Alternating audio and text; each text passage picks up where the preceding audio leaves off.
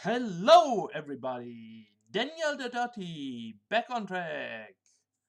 I'm going now to show you a little bit of my leveling build, the Spiritborn in Diablo4 Season 6. Normally I would do the stream on German, but I'm going to speak English now, because I want to also catch my English audience, and probably my game is also set up to English, so don't worry about that. The fuck is going on? Just give me 1 or 2 seconds. Should be right here, back on track. Yes. Okay, here we go. Here we are. Yeah, that looks good. So as you can see, my character is currently, this is a Spiritborn. I'm playing the Rockspliiter Thorns build, and there's something wrong with my skills. I'm missing one skill. Okay, doesn't matter. I don't have it. I have 3 skill points left. I'm level 39. I have 203 paragons. These are my buffs. This is my life. This is my vigor, or my energy, or mana, as you can call it. I don't care about how you want to call it. And I'm currently on penitent difficulty, which is way too hard. Way too hard. We are gonna switch that immediately back. I'm not gonna play penitent. No way. The max I would consider dealing with is hard. Nothing more. Hard. Maybe expert. You could try expert. I could also do expert, but I wouldn't deal with that. Better go on hard, because the difference is really not so much. As you can see, monster kills grant 125 more experience and they give more gold. So hard is pretty good as a startup, because you literally delete everything. Or normally you delete everything. Delete everything with this build. I'm not gonna play penitent. No way. I'm not even gonna go back to expert. So I think I'm not so sure. I know I could do expert. I know I could really do it, but the problem is you wanna be efficient as possible. So the best way to deal with this is either you play on normal until you reach level 60, or try at least hard. Do hard when you have finished your class mechanics. As this I already did this, you will see this hard difficulty is really a catwalk. A catwalk. So what you're gonna do while you level this? Of course, you should have the Vessel of Hatred campaign completed. So this is, if you don't have, play on normal and do the Vessel of Hatred campaign. You will probably reach around level 50 to 55 if you play normal difficulty. Normal difficulty. Well, okay. But yes, I have already done this. I already have another character on level 60. He is currently around at, as you can see, 203 Paragon. I started a new character. Do you think why I'm so bloody stupid and start a new character and not to play my other Spiritborn, my Quill Volley, which is pretty good, but I really suffer a lot of problems in Torment 2, or let's say around Torment 3 difficulty. Why do I suffer so much problems? Because my Rod of Kapeleki, my weapon, is really bad sucking ass. So I thought I saw a lot of builds doing pretty crazy shit you won't imagine. Quill Volley overpower build has reached a 1.5k trillion, not million, not milliard, not billions, trillion damage. Trillion. A 1.5k with at least 12 zeros on the back. You won't fucking believe this, but it was done by Rob2628. You can watch his stream live on YouTube or on Twitch if you care. And he's of course playing the Spiritborn Quill Volley build, but with overpower. And of course you need a lot of Capalaki and blah blah blah. And you need 275 vigor or mana or energy. Just don't give up fuck that. Let's say you need 275 of your resource. 275 of your resource you have available. That's the minimum you need for this build to be even playable. If you don't have that, forget about it. Just play the normal Quill Volley armor build and you're good to go. But if you have this, oh, then you can start up ramping the damage to the billions and trillions, guys. To the billions and trillions. Just watch his stream or watch his build and you will see. But we are not doing this shit now. We are totally leveling a new build. Something totally different.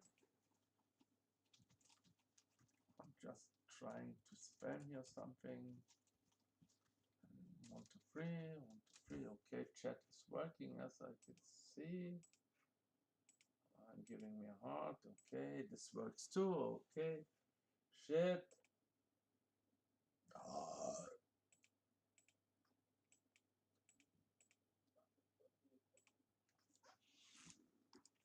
Okay, this is my horse, as you can see. And I'm currently in Kiowa. I did a Realm Walker. Okay, Realm Walker is not up. Legion would be up. Legion. I can tell you, nobody is playing a Legion event anymore. Yesterday I did a Legion event solo. Solo in the open world. A Legion. Nobody was interested in doing Legion anymore. So what do you do when you hit, let's say, how do you level? You have finished the Vessel of Hatred campaign. Usually the best way is to start in Helltide. Of course, Helltide usually remains still the best way to level up and the best way to do XP around.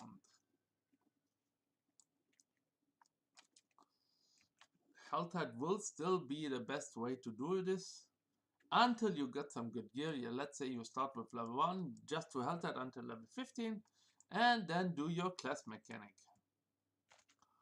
And after you've done this, you can of course return to Helltide, or yeah, I would say just return to Helltide. Why play Helltide? I know Helltide is really boring. Don't trust me, I've done enough Helltides to say this. Helltide is pretty boring. I have here now over half an hour and I'm pretty good to go. As you can see, I'm only playing 5 skills, let's say 5 skills. My Merc is Rahir.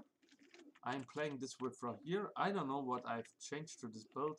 I've played this build from around level 1, I think. And this build, how it is currently, is the best version I've got to manage to play.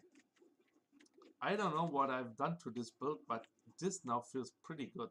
Pretty damn good, I must say. As you can see, damage is not so bad on it's only hard difficulty, yes. Yes, it is only hard difficulty, you must say that, I acknowledge this, but it's still okay. Hey, we are not playing Torment 1, neither Penitent, nothing like this. We are not even close to hit level 60, so this is not our concern. We want a fast leveling build, or a build where we can have some fun, and I'm having fun with this Thorns build. It's a Rockspliiter Thorns, but you can check it out on Maxroll. I'm almost literally playing the same build. I just made a few adjustments, which I will explain just as I finish getting here some stuff together. Child of the Possessions, okay. Have a look at this. Stupid side quest.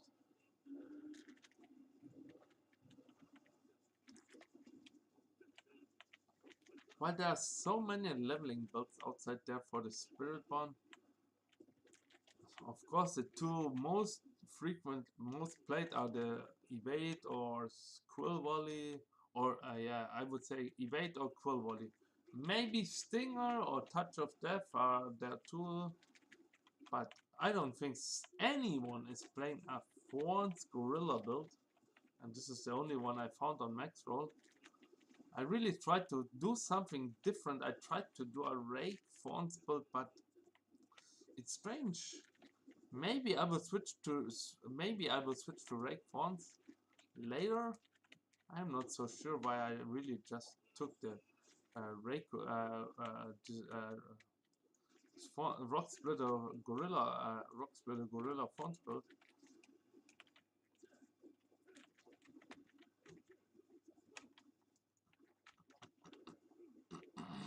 But I wanted to have a build that's dealing Thorns damage. I always loved Thorns already in the Barb, the Thorns Barb build in Season 4. If you know, this was pretty awesome. I also like the Thorns build in Diablo4 with the Paladin.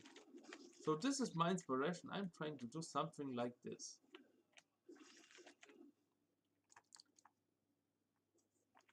And for that, of course, you need to have some sort of stuff or equip which deals Thorns damage, or skills which do deal Thorns damage. And of course, Rockspliiter is one of these skills that deal Thorns damage. And of course, the Gorilla Spiritborn is dealing Thorns damage. So this is a good time to show you the build,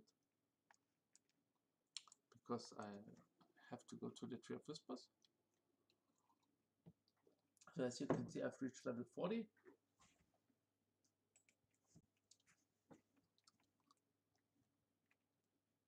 I will show you step by step from level 1 how I started and what I did. So here we go. We go into the skill tree. It's Control A. So you usually start here.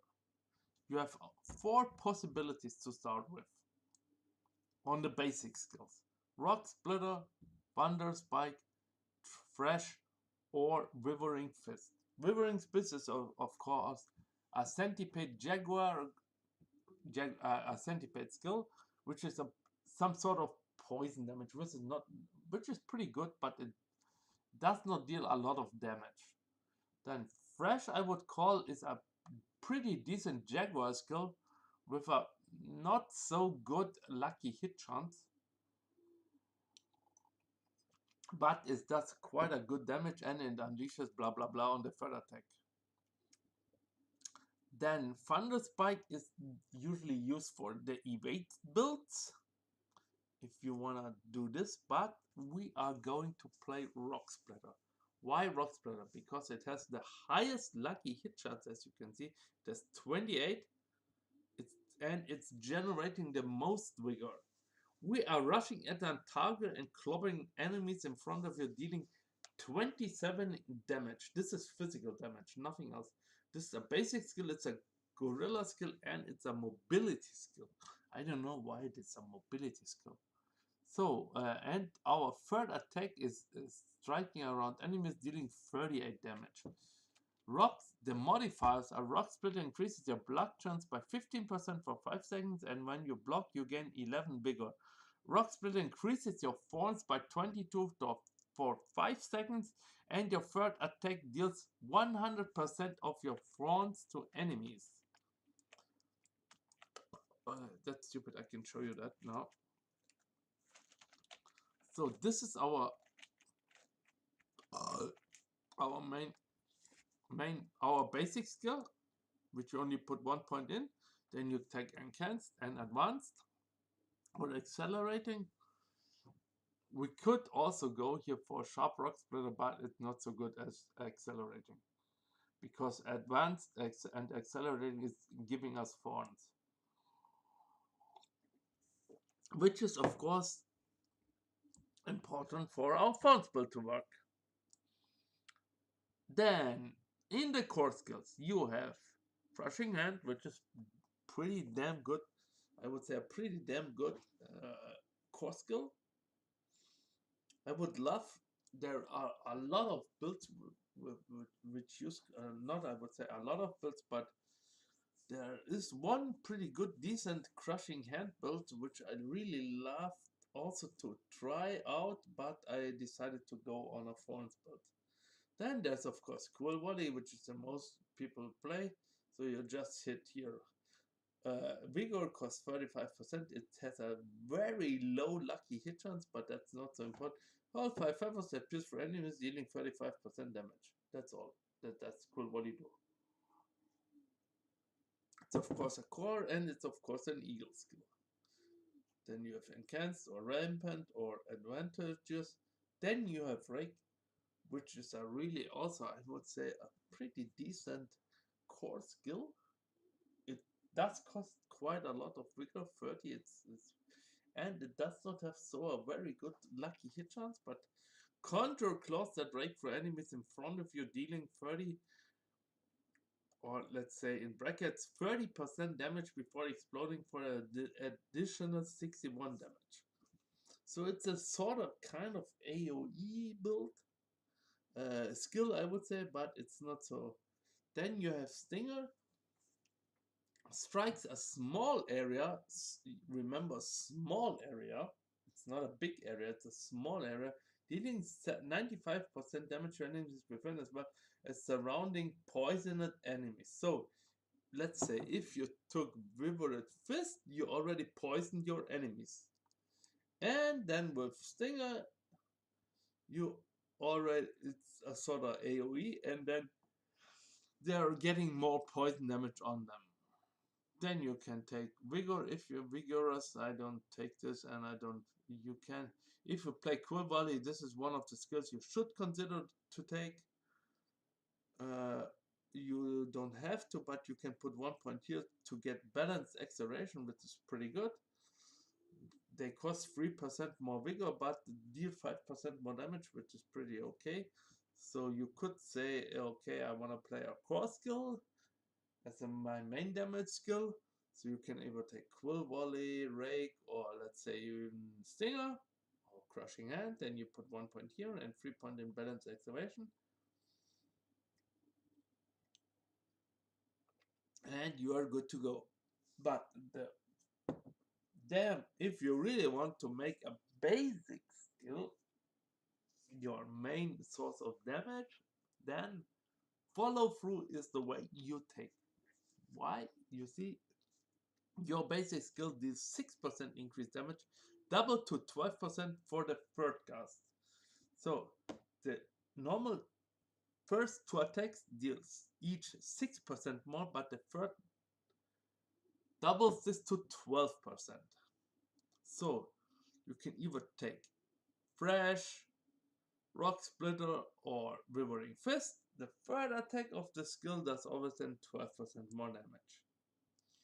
Then we go to 4 skills. You should consider taking a point in focal point because you cannot do otherwise. Then you take 3 points in apex. You don't have to do this. If you play Quill Volley, you can do this, but you can also leave this out. The major important for Quill Volley, I think you have to take this also as for Quill Volley too, but I'm not sure about Crushing Hand or other builds. Diminishment is very good because you deal 15%, the vulnerable enemies deal 15% less damage to you. You can even, you don't have to put 3 points in it, you can also leave it at 2 points. You can also leave it at 1 point if you really want to. But the major important thing is your Mirage. Gain 20% increased judgment during E-Wave. So if you play the Evolve, but you will probably max this out to 3. And the second is wherever you dodge, you gain 5% critical strike chance for 3 seconds. So if your level is up, you can see this goes to 10% critical strike chance and to 15% critical strike chance while you're waiting. And of course you take unrestrained power because this gives you 12% increased damage to unhindered or while unhindered or unstoppable. And because we are almost unhindered through our normal skill. Where is it?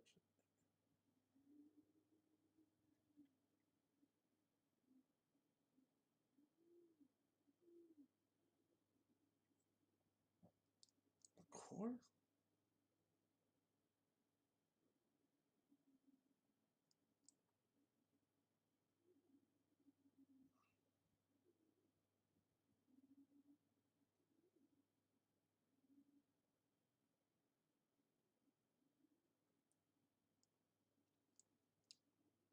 Okay, I don't know. I don't see it now. Okay, where we have been here around, right? We have been here at the core skill, then we went to our, no, we haven't. We have been at the focus skill. So okay, let's say this is the major important things. Of course, you take. It depends what you want to play. You cannot, if you want to play this Rockspliiter Thorns, then you have to take Toxic Skin, Enhanced Toxic Skin, and Replenishing Toxic Skin. Mainly, most Spiritborn build take the Revenger. You can all, some people play only with 1 point, some people play with 5 points, or maybe plus Revenger, blah blah blah. But the major important thing is you take at least 1 point in Mirage and 3 in Unrestrained Power. I would say if you play the event, but you might use Swift. I don't know. I haven't tried out. I don't play evade, so I don't care. Then we go down to the defensive skills. You take 1 point minimum for Patient Guard. In other builds, you try to max this. I think it's Quill Volley also maxes this out. Then you take 3 points in Auspicious, because Auspicious does accumulate 3% of your max life as barrier every second up to 30%. Taking damage prevents additional accumulation for 5 seconds. So you could say you could leave Auspicious out. It's possible. It's possible to not take it because these 5 seconds, I don't know, it's really useful later. At the beginning, I would say it's really useful because 5 seconds, you really at least 5 to 10 seconds for a boss. On Penitent, or not on Penitent, but let's say on Expert. If you play Expert or Penitent, you have to take this. Then, Bastion gain 33 thorns. While you have a barrier, your thorns are increased by 20%. Of course, if you want to play thorns, but you have to take this to the max. Then, the skills we have here are also endurance. You usually take 1 point in endurance to get 5 vigor every second. Casting a defensive skill grants 5 vigor. You can increase this, but the main people take here 3 points in perseverance to gain 1.5% additional damage reduction per stack of resolve. You can max your stacks of resolve by having to maximum resolve stacks by tempering, or the maximum would be a minimum, I think it's 8. The minimum number of resolve stacks is 8. Fueled is not so good because life and kill doesn't even matter, so you can leave this out, it doesn't really matter. The second major, I would say, or the major important build, which I don't think, I haven't seen any Spiritborn build without this skill. It's Armored Hide. It has a cooldown, but you gain 2 resolve every 5 seconds passively. But when you activate it, you increase yourself becoming unstoppable and gaining 100% block chance for a XXX amount of seconds. Here, as you can see, I have 4.8. But let's say if I put only 1 point in, I have 3.6. It's around 3 seconds, I think, for the normal player. Then you put, as I said already, 1 point in Patient Guard, because you gain 10% blood chance. You could also, for many people or many builds, increase this to 3, because you get a lot of blocked damage reduction when you block. And most people, most builds play either with Sepantonsek or Rod of Kepaleki, or any other legendary weapon. So this is probably best if you max this out.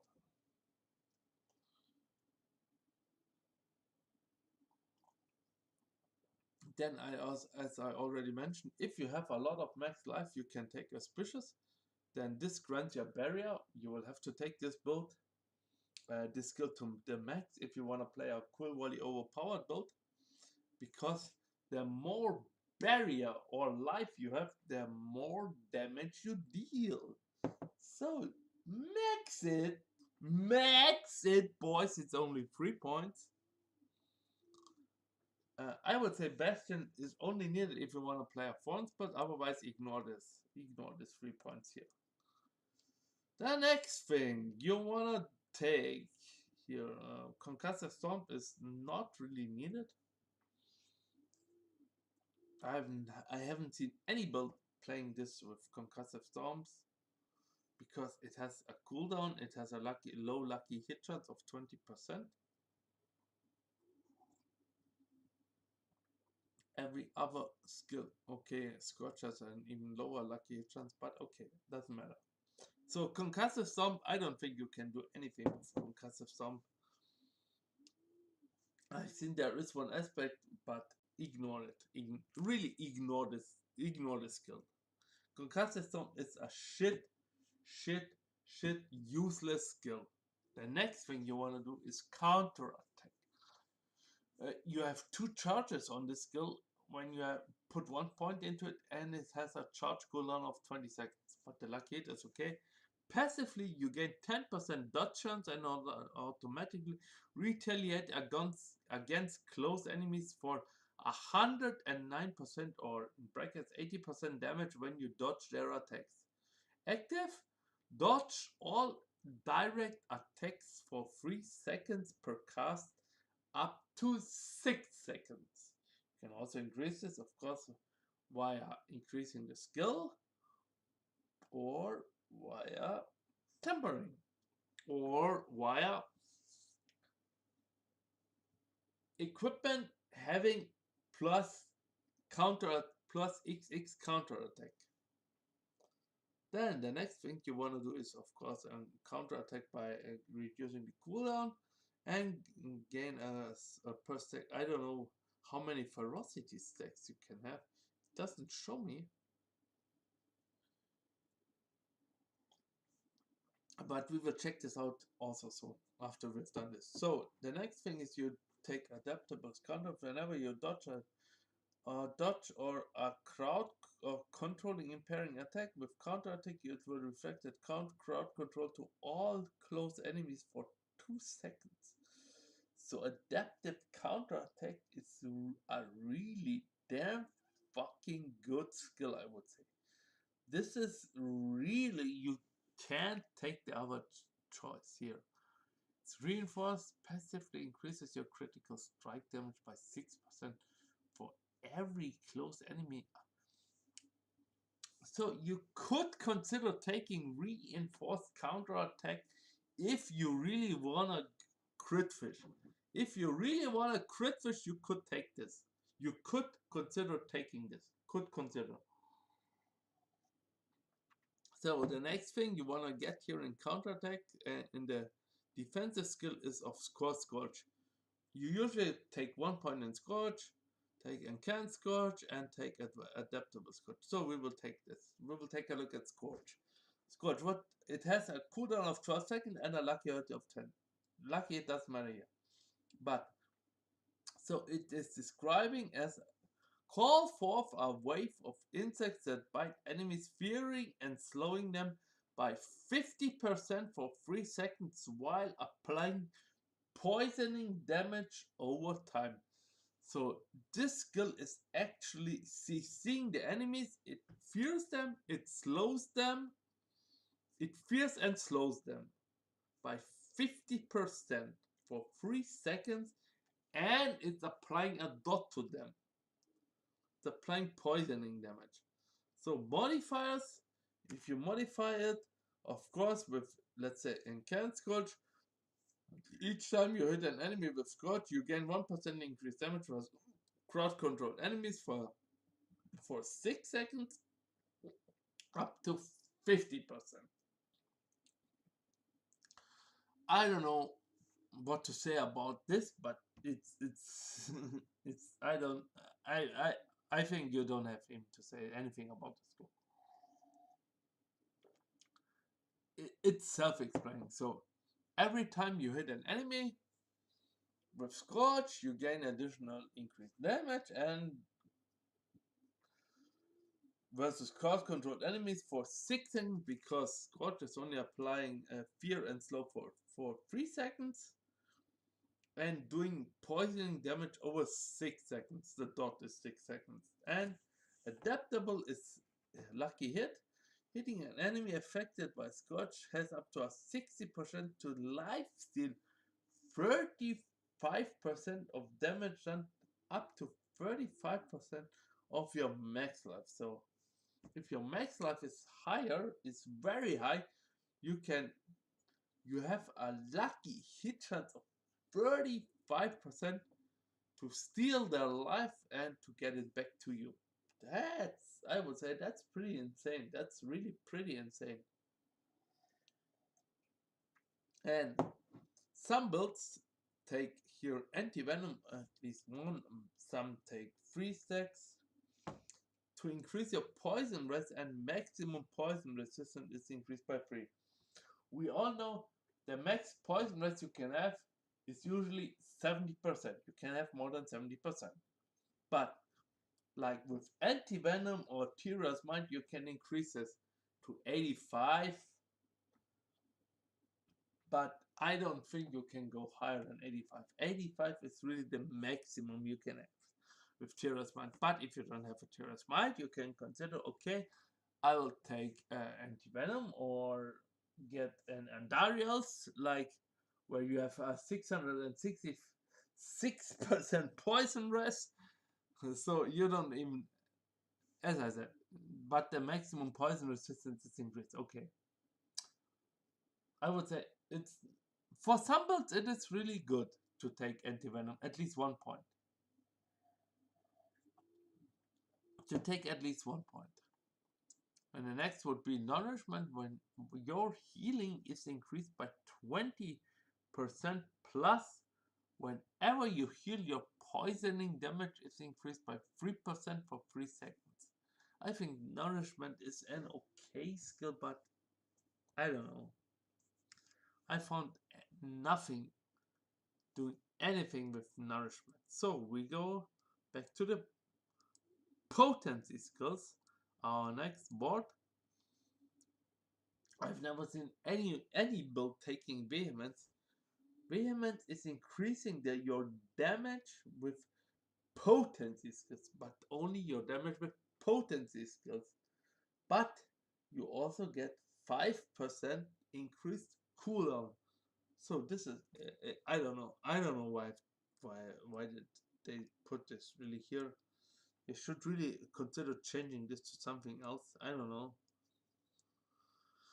But what a lot of builds take is Resilient, because Resilient says it whenever you cast a Gorilla skill, grants 5% increased max life for 10 seconds.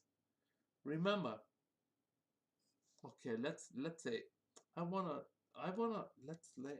take 3 points into this skill.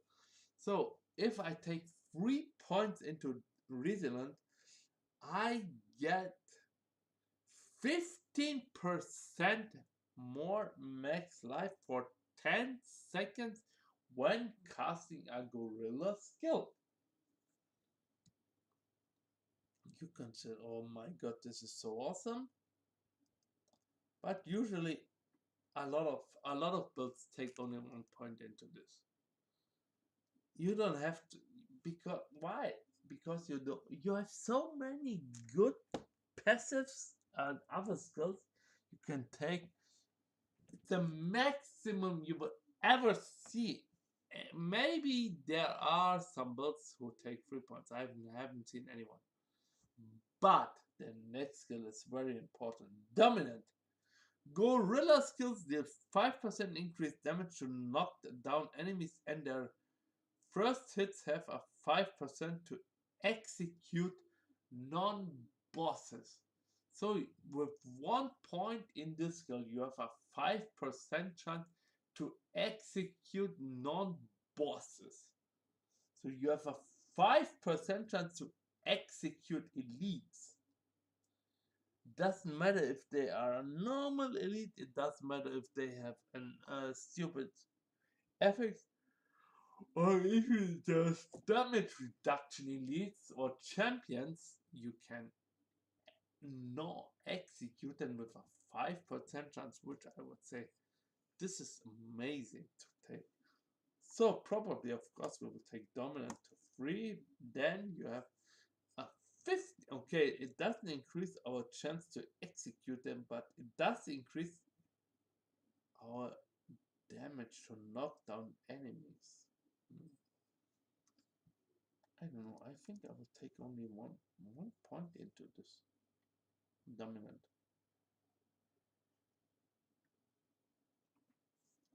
You could consider taking 3 points into this, but I'm not sure if I want to. I mean, later it would be really good to take 3 points here. I will keep this at 3 points. Then payback. What about payback? Payback is a pretty damn good potency skill. Smash enemies in front of you, dealing 170 damage. When attacked, you have a 35% chance to reduce payback's active cooldown by 1%. This skill has a 15 seconds cooldown, which I consider it a bit too high. It should be around maybe 12 seconds.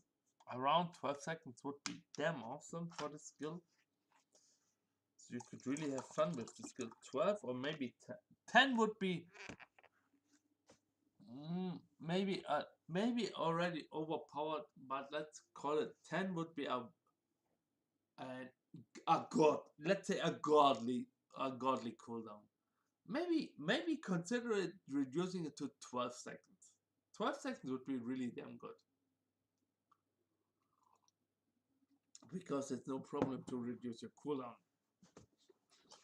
We all know how this works. You could consider taking vehemence to 3, and then you have 15% increase. But you increase your cooldown, so forget about vehemence. Sorry. The next thing is Razor Wings. I've never seen any build which take Razor Wings. I've never seen any build which takes Rushing Claws, but okay, let's take a look at Razor Wings. What do Razor Wings do? The potency skill, it has 3 charges and a cooldown of 10 seconds and a lucky hit of 22%. But I think well out a cluster of sharp feathers that rebound back, dealing 68 or in brackets 50% damage each way. But you can have up to 12 active Razor Wings. Which sounds pretty damn good. I don't know. I've never tried this skill. Maybe there is really something good with Razor Wings.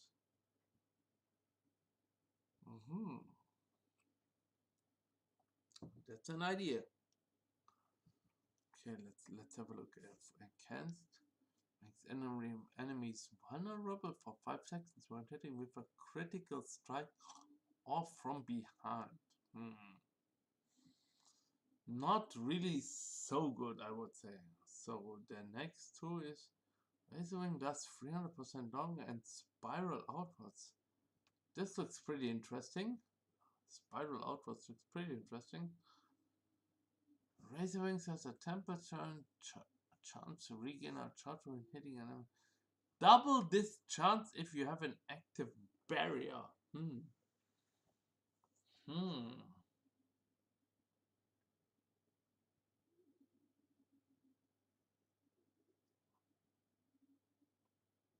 This is a really, really, really tough choice. I don't know what I would take here. If I would say I don't know anything about this class, this is a really, really hard choice. Double this chance if you have an active barrier. Poised Razorwing, I don't think. I don't know. You could consider this, but I think this 300% longer and spiral outwards is way too good. So if you consider taking Razorwings as a skill, this is the way to go.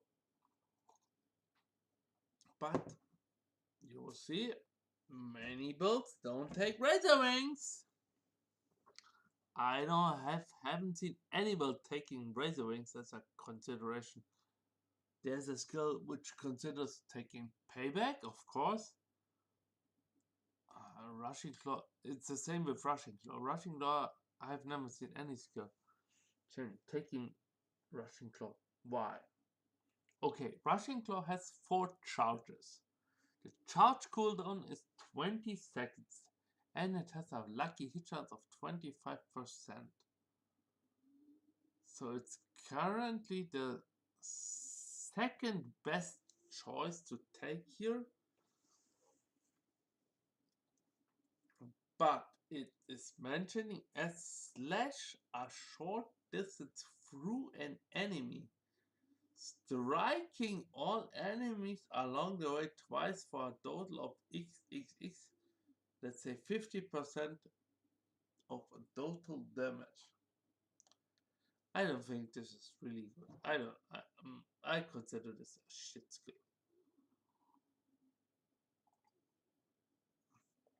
I don't know why they really took this skill. Payback would be even better, and Razorwings would be better than Rushing Claw. Okay, can Rushing Claw enemies hit by Rushing Claw take 10% increased damage from Rushing Claw to but enhanced Rushing Claw is really interesting. It increases the damage dealt from Rushing Claw to 80%. That's quite a lot. That's really a lot.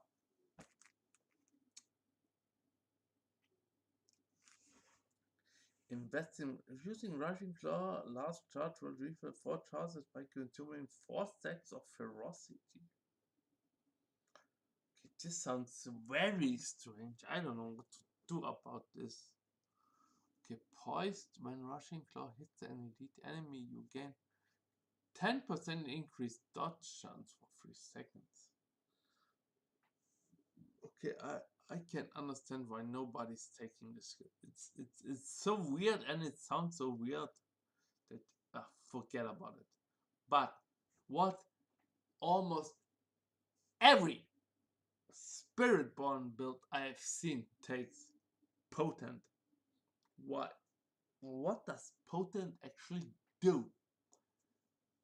Potent says it's hitting enemies with Jaguar skills increases the damage they take from you by 0.x up to 10%.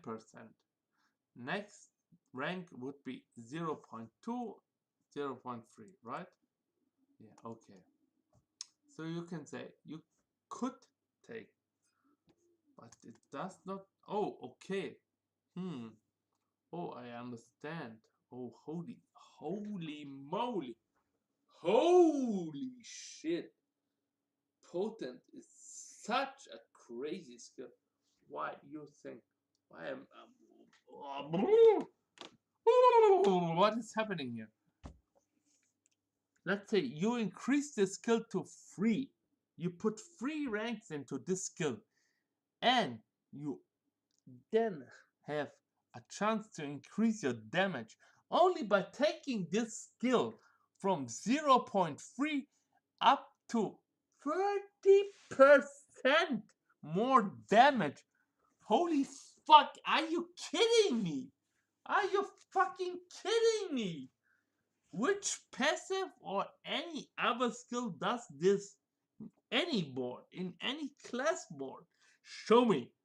Show me! Or put your comments in the comment section. Here we go. So I can literally understand why everybody, every Spiritborn skill is maxing this shit out. The next would be Furnace. Jaguar skills deal 0.5 increase critical strike chance per sex of ferocity. I don't know how many ferocity skills you can have. I know how many resource stacks you can have as a Spiritborn team. Normal number is 8, but you can increase this to 12 or 14, maybe 15, 6. I don't know if you can go higher than. Let's say if the normal number is 8, you can increase it up to 12 with tempering. If you get to maximum resource X plus 2 twice, so you have a maximum resource X of 12. So this would be an increased critic, but remember it's only critical strike damage. It's nothing else.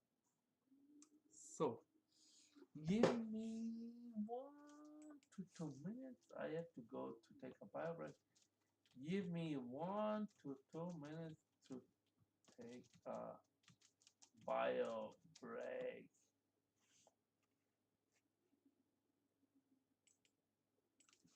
Okay, be right back, guys. Give me a minute.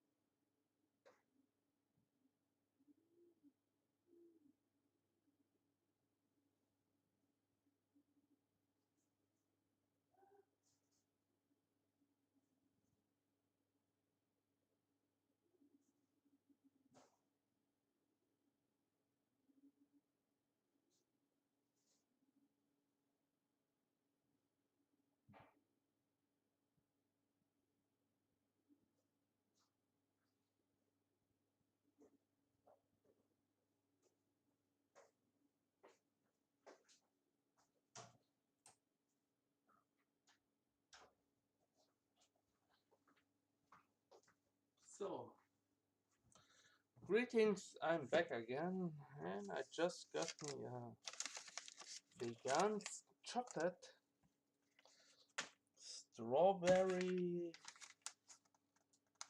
crisp, white strawberry crisp, mit feiner Vanillenote with a touch of vanilla.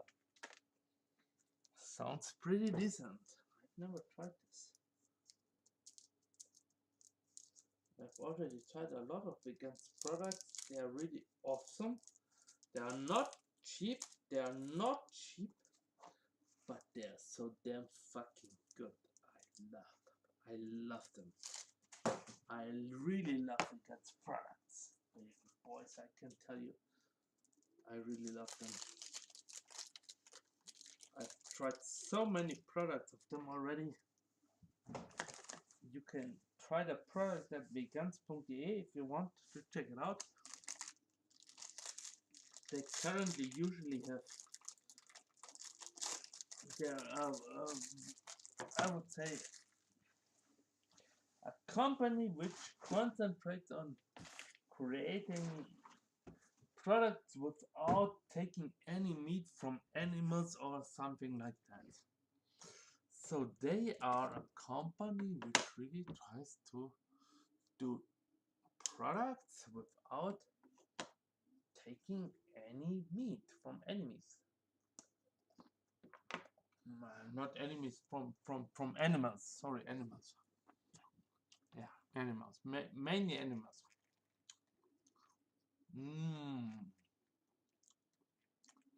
Insane. So check out their product. I will link them here in the chat too. www.vegans.de. Check out their products, really insane. I can tell you the products are not cheap, but consider this. If you buy a pack, let's say you buy a pack of Snickers in Kaufland, Norma, I don't care, Lidl, Aldi, it's around €2 plus for 5 of their snacks, right? Or let's say you buy a chocolate. A chocolate, it's around 70 cents up to €1. If you take Milka, it's maybe €1 plus. If you take Lindt chocolate, it's €150 plus. But take this into consideration. There's a lot of sugar inside it, which is not really good for your health. We all know this. And they don't give a fuck about killing animals for only getting their substance, their money. But Vegancy is taking a totally different approach. They don't care about.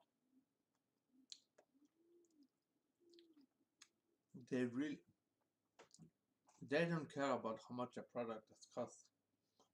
But what they care about is how the animals are treated. They don't even take into consideration taking anything or any product that does animal harm. So they usually make products which do not harm animals. Which I must say, I didn't give a damn fucking shit about this.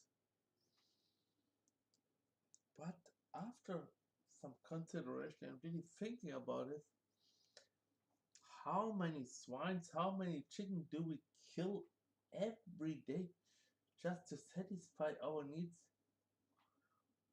Just think about one person in a week. How much nuggets, how much chicken fillet, chicken breast, chicken anything you eat in a week, I would say for every person in this world, it is at least one chicken a day. I would say one chicken a day. I would say one chicken a day. Doesn't matter what kind of sort of chicken you eat. Or it's the same with swines. Swine is so damn fucking cheap, it doesn't matter. Because why it is so cheap? Because it is getting supported by the country you live in. You don't have to pay the up price. Imagine a lot of. I think there was one company in Germany. It's called Edeka. Edeka was showing the real price of a product they sell with swine or chicken meat, and it was, I think it was at least over €5 or €6. Why is this so high? Because they don't get supported by the state or country you live in. So we in Germany, we have, I would say, our mainly production for meat is swine. We do export a lot of swine meat to other countries, and we might import some chicken, but I don't think so. We need a lot of chicken meat because our consumption or our need of of products of meat from swine or chicken is pretty low compared to what we can deliver actually. So we don't have to import such things. We have a lot of swine. We have a way overproduction swine, I would say. We might have a little overproduction chicken, I would also say. We have a little overproduction in chicken meat. And what other meat you have? You might have. It's called in Germany. It's called lamb. I don't know how to translate this. Let me check.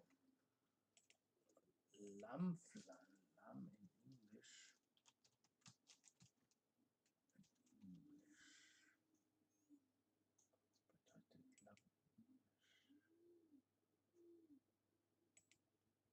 Lamb. Okay, lamb meat.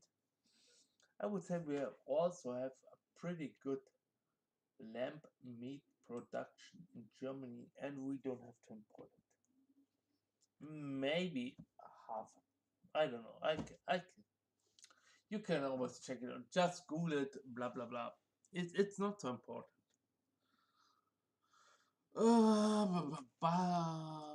Where did I stop? So we stopped it right at the lamb meat production. Because I say I have almost already. I am not say I'm fully out of eating every day a lot of chicken, swine, or any other meat, but I will say I've reduced it to maybe once or twice a week. Otherwise, I don't care about meat.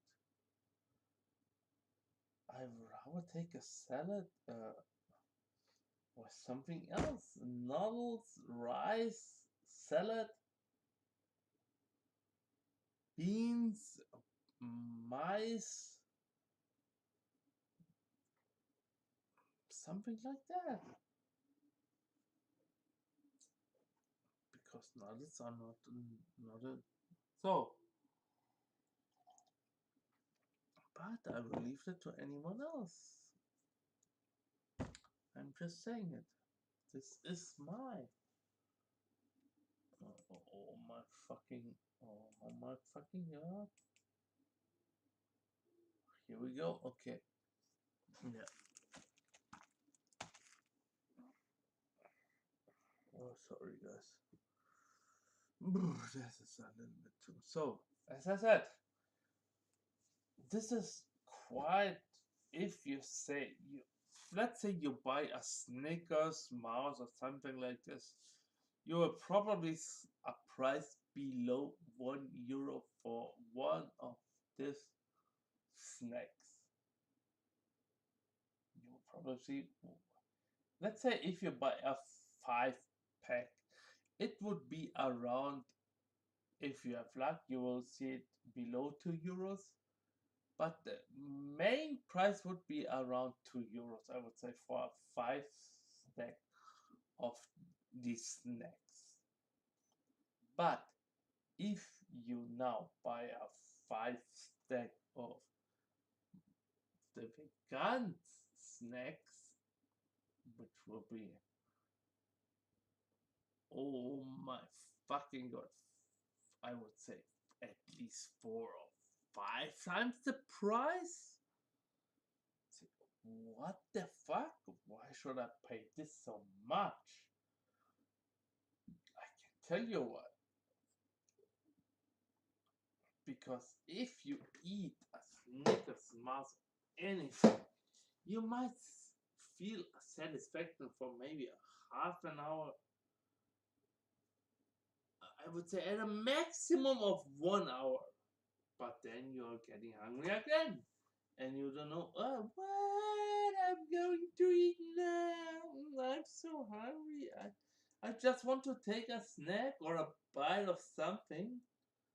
You could consider eating swine meat like wieners, Wiener Würstchen. We call them in Germany Wiener Würstchen. Take a bite of some Wiener Würstchen. Yeah, here we go, Wiener Würstchen. But this is not the way.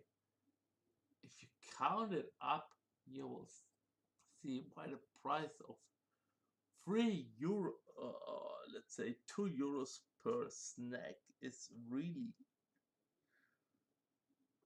not way. It's, I would say it's still underpriced. It's because I can tell you, if I take a snack of the normal snacks with sugar, made out of, I don't know, anything. I see only there is peanut butter involved, and there may be some hazelnuts or there's chocolate increased. But if I consider this concerning, if I buy a snack from vegan.de, it's usually priced around 1.69 up to €2 per snack. But you can buy them in 6 or 9. I think, I'm not sure. I think let's say you can buy them in a sack of 9. You get a little bit of reduction in the price, but the regular price is around 1.70 up to €2. You think, oh my fucking god, this is pretty much, this is really high. This is a shitload of money. Considering it, if you eat, let's say, a minimum of 2 or 3 snacks a day, the regular with sugar and anything you don't care about, shit about, you don't care about your health, you don't care about anything, you just want to eat something. So it's around, I would say, €2 to €3 a day. €2 to €4 a day, right? Am I right? You can correct me if I'm not right. I don't care about it. But this is just my opinion, and I've gone through this all my life. I can tell you. I didn't care about this fucking shit my whole life since I changed it. And this was like, I would say, 1.5 to 2 years now. I've changed my complete thinking about it. I'm not saying you don't have to. I'm going to the shop and taking a Snickers of Mars snack if I want to. I don't care about it. Or I'm buying a 5-stack of Kaufland snacks for 1.5 euros or maximum 2 euros. I don't care.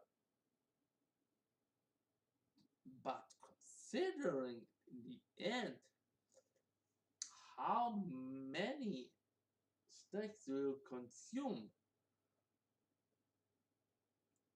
for the same satisfaction you get when consuming a regular vegan snack for 170 euros up to 2 euros, I would say it's almost the same.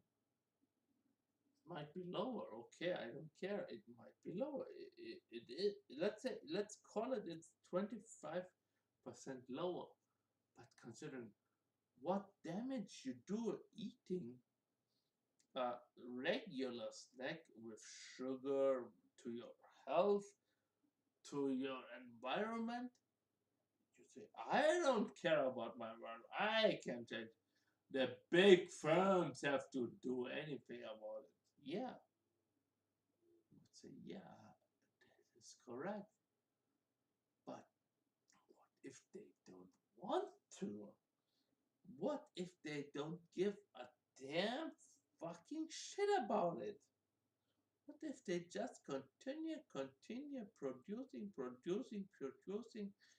and throwing out emissions they don't care about? Because they can pray the country they are living in or they are registered to, they don't care about it. So, this I don't want to speak about it anymore, but I would say the prices for the vegans.de snacks and anything they offer are really, really considerable compared to what others do to the environment and anything, because the products from vegans.de they do literally do nothing to our environment. They might take some water or anything to produce, okay, maybe just a little bit of sugar, maybe just a little bit of plants or so, whatever they need to. Hey, but we got enough of these around the world. We really got enough of plants, herbs. We are not going to run out of herbs, plants in the next 300 years to live. But we are going to run out on oil in the next, I would say, if we continue like this in the next 30 to 50 years, we are going to run out of oil. Why? Why? Because there are so many oil fields that are already producing zero oil to the world's community. The major oil production is still running out in Saudi Arabia in the seas, and they still produce oil.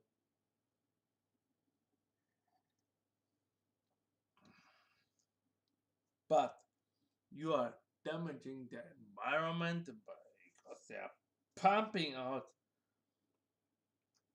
the bad, I cannot translate it, but CO2.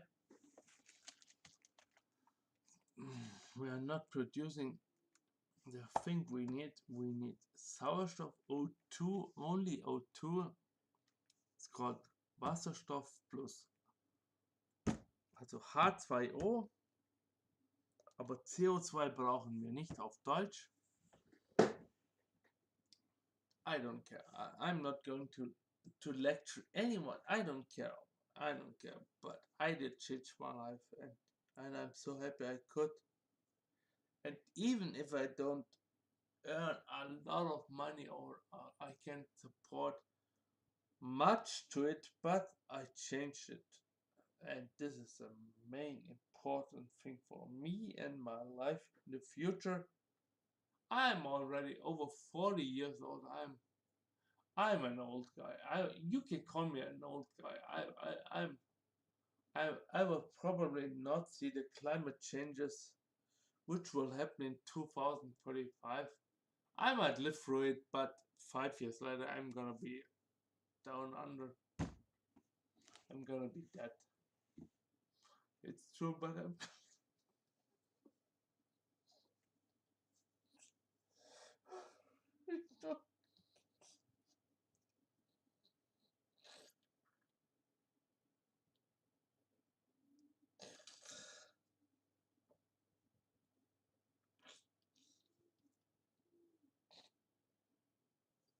sorry, guys. Death is such a brutal bit of my whole life. I've lost my father, my mother, and grandpa. I've lost every family member I could remember. I'm just alone with my brother. I just switches 2 years older, and we're already reaching the 50 age. Can you imagine this? And we are not young. We are not reaching the age. It hurts so much. It hurts so much. It hurts so much. I'm so sorry you have to see this.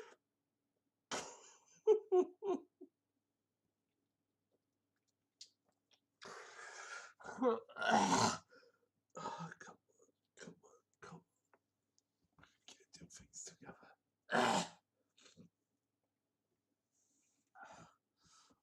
Return again. Oh my shit. Oh my fuck. God, I'm sorry, guys.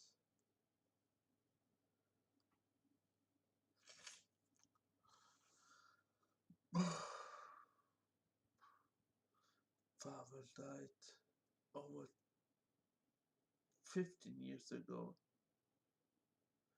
Mother died in 2023.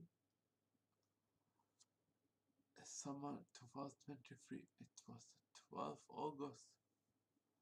I can really remember the last 5 days.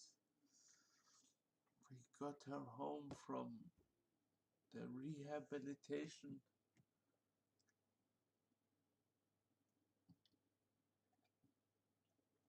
She was like, I think I would say she wasn't really 1 more week at home, but she died. I haven't seen her dying, but I know my brother wasn't at home. He was sick too. He had an illness. He was sick too. He was in hospital and everything. But the strange thing with my mother was she was fighting the so-called Germany Krebs,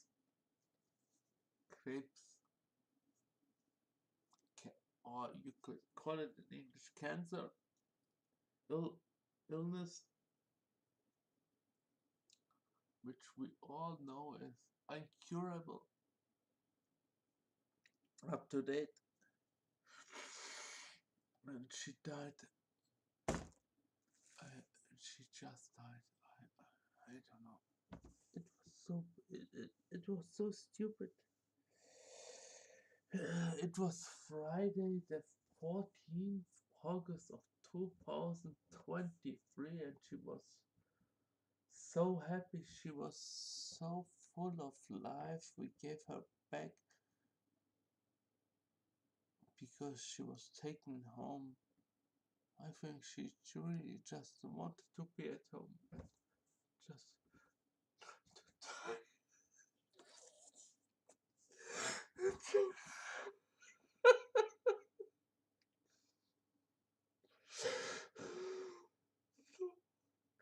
it's so hard.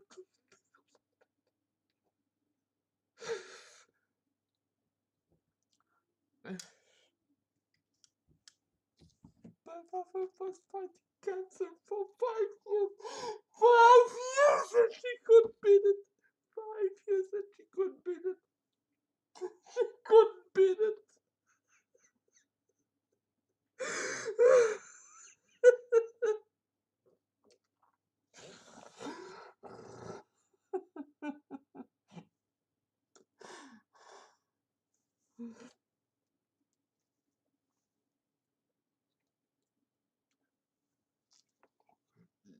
Let's just skip to the topic.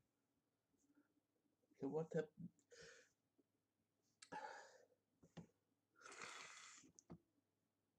I said to my mother on the Saturday of that day she died, Mother, I'm going out.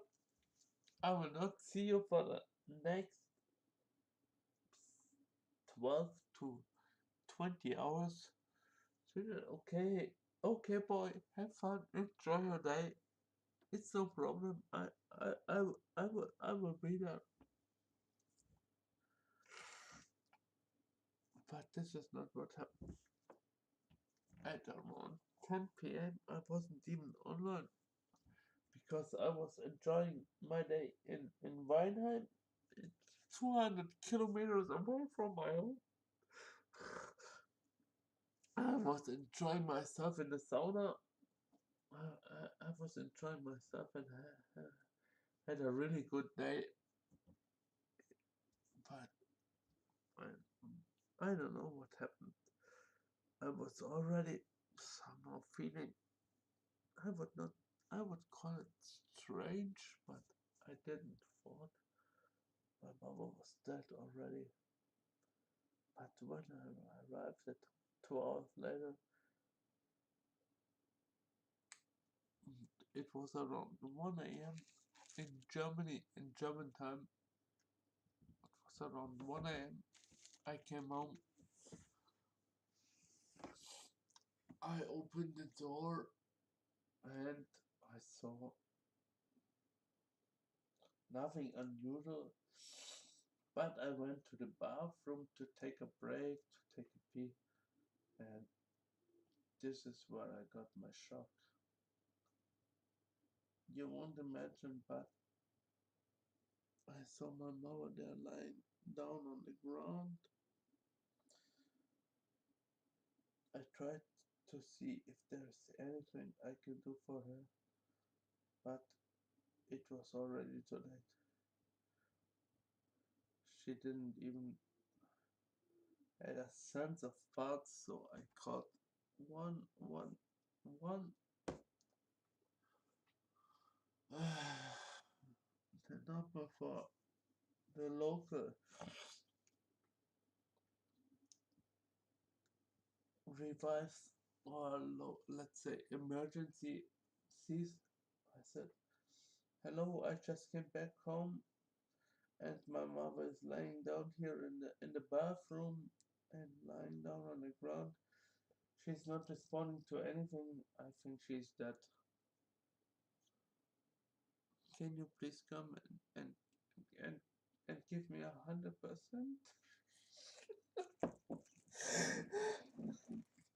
Can you please come and give me 100%?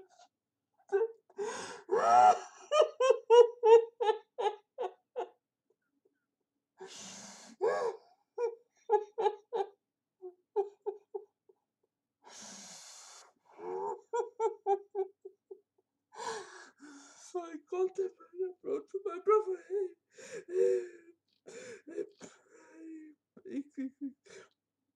brother, I think Mama is dead. She's like dying. She's not responding to anything. I think she's dead.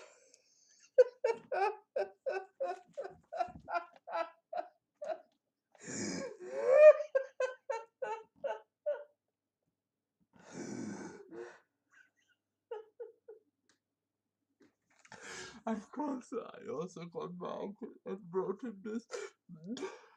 Hey, uncle, I think Mama died. She's not responding.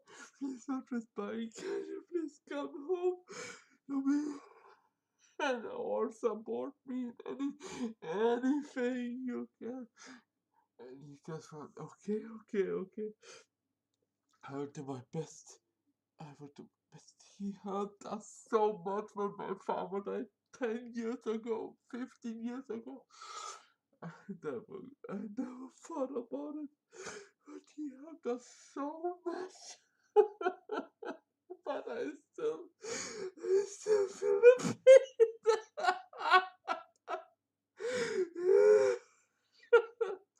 It's so horrible. The feeling. Oh my fucking god. So the police and emergency came, I think 15 minutes later. They asked for all the personal data, and the problem is I had no valid document to show that she is and she died. But I finally found it, and they said it was nothing you could do about her. It was so fucking stupid. I could do nothing to prevent it.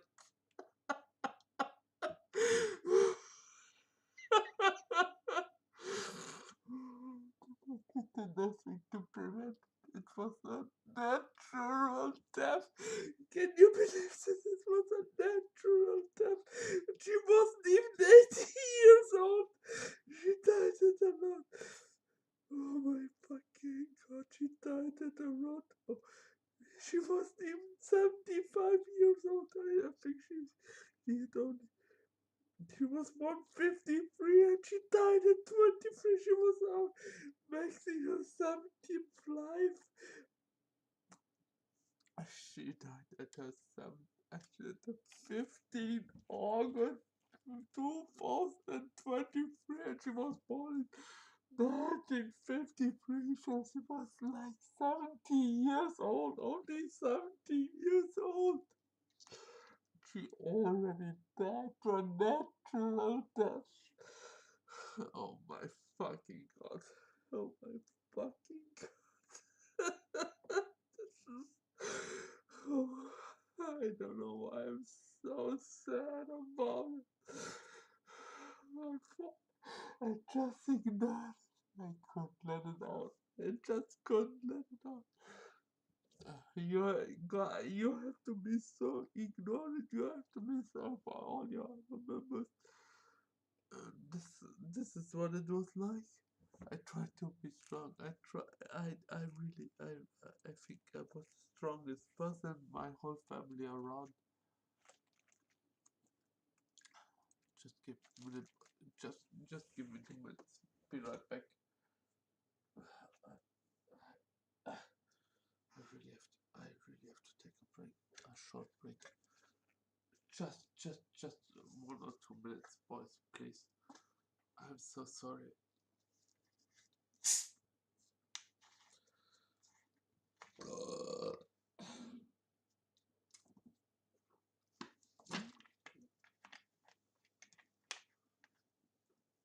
Be right back.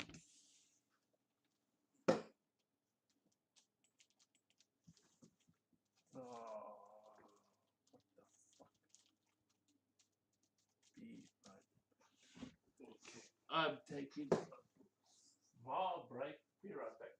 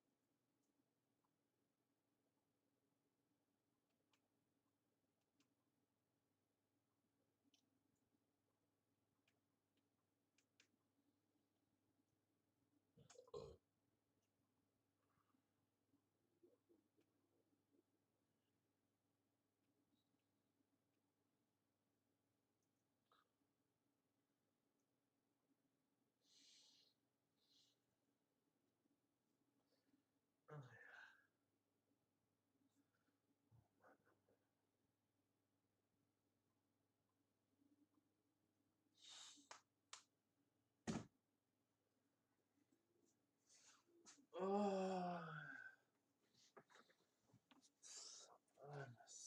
I'm so sorry, guys, that you've literally see my emotions going through me. But I think this is some sort of life. Doesn't matter if you're young, if you're in middle age, or if you're already old. It is a part of life we all have to take. And we all know it's not going to end. We're all going to end in any way like this. So what? Yeah. Just live your day how it is. Live your life how it is. Try to change it for the better if you can. If you cannot, live it like it is. Live with it. Because I can say, I tried a lot of things. I've gone through a lot of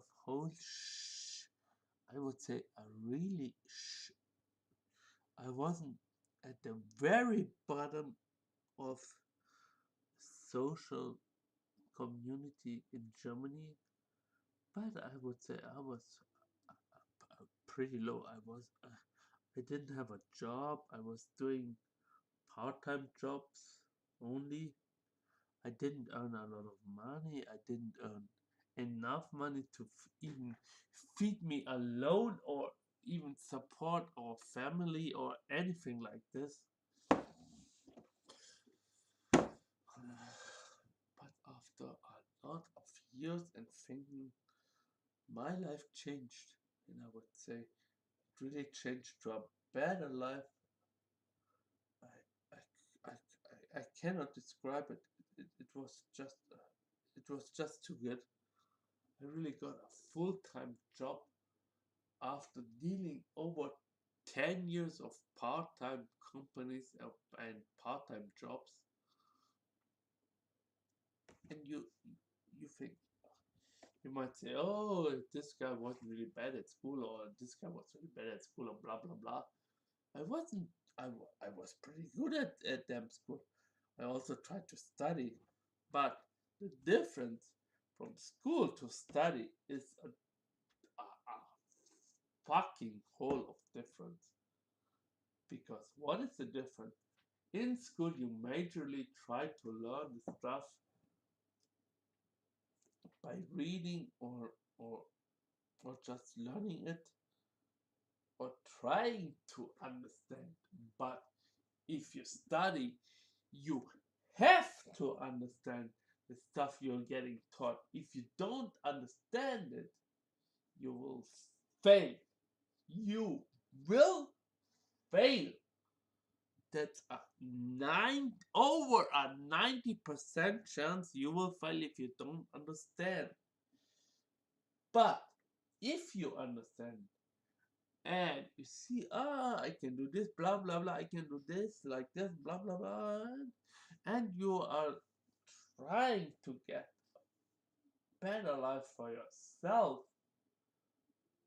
which I didn't really care about myself. I said, it's going to be good enough, blah blah blah. I was good enough in school, it would be good enough for the study. No, no. This was a so fucking stupid approach from me. I didn't understand, but I finally realized when I failed first time, and of course you only get one chance to redeem yourself from this failure. And if you don't redeem yourself from this failure in a year of study, you are out of studying anything else. Okay, you can say, okay, I will try something else, but I said, okay, I failed this one. I'm not gonna try another one. I'm not gonna I will try to get a job and just earn my money on a regular monthly basis, like anyone else in this damn fucking whole country. Because I would say 60, maybe 70, I would say at least 60%, 70, maybe 80% of our people here living in Germany do regular jobs which earn their regular monthly salary, or let's say just they earn a regular amount of money to survive or to live their life. Doesn't matter in any way. They are not rich, but they survive, they pay their bills, they pay everything. And maybe they can buy a new car or something else, or just enjoy their life. This was my thinking then. I said, okay, let's go. Let's do it. And yes, it happened. But as life it is, there are always coming up some issues.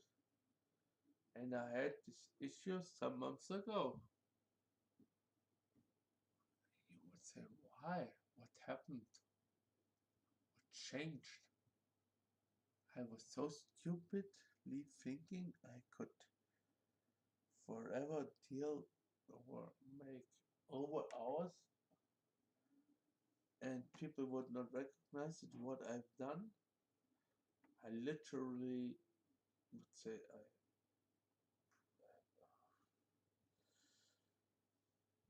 I was betraying them by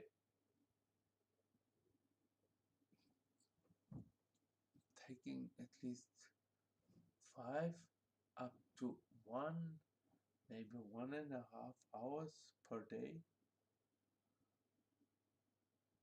and just coming back and just hitting my card through the clock.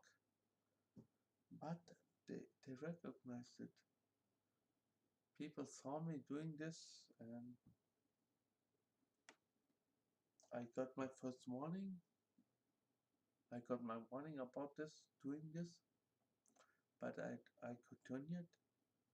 And 4 weeks later, of course, in August 2024, it wasn't even August where they recognized it, it was July, but they recognized it uh,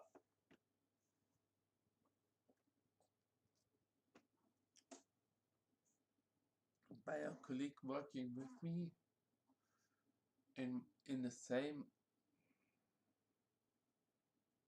doing the same job as I did, or let's say in the same department, even in the same department. And the problem is he was even, I would call him, he was not the boss, but he was some sort of underboss, you can say. The boss was higher than he was, but he was already in this department for over 10 years, and I just came there 2 years ago. So I couldn't say I was higher than him, so I was lower than him.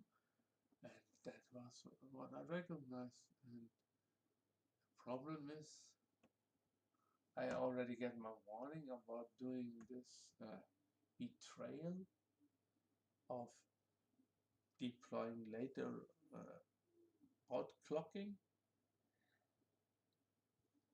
You could call it outclocking. And okay, I was on my way. It was around 8:30. We already finished work, and I said, oh, I don't want to go. I don't want to have minus clocks on my house, so I'm going to try to get at least 5 or 10 or maybe 15 minutes to my clock time. So I said, okay, let's go to the gas station and fill my car. That is what I did. I went out. I didn't hit my clock. I said I will hit the clock when I come back. So this is what has happened. I went to the gas station, I filled my car, and when I came back, the company, in the instant I drove inside the parking garage to leave my car there, I saw my colleague driving home, and it was only by a coincidence that he forgotten the phone. If he didn't forgotten the phone to leave in the office or at work, he wouldn't even recognize me doing this betrayal. But as it was, he was going next day upstairs and telling the people of the things he saw. And so the people checked and they saw I was not outclocked at the moment there. And because I already had my first warning, they immediately cancelled my working contract. Immediately cancelled. I really had luck that it was only 2 weeks later, but I didn't receive any other things.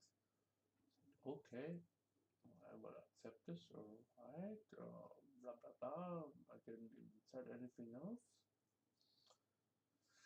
But after trying to get another work, some people said, hey, you should try to get something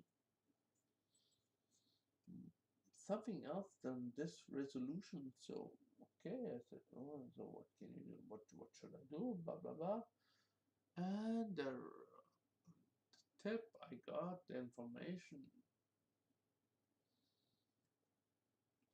I did this, and the outcome was, I would say, it was literally very good to me. Very good. I would say I cannot be more happy than this. The best resolution would be if I would kept my job, but this was pretty like 90% unreal to really receive it back. But so the resolution was I will get paid for another 6 months until the end of the year, which is pretty damn good.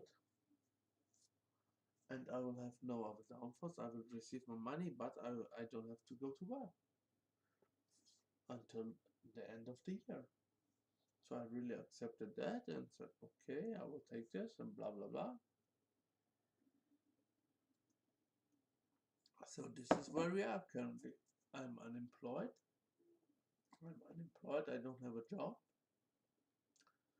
I'm still getting paid for a job I should do, but I don't have to.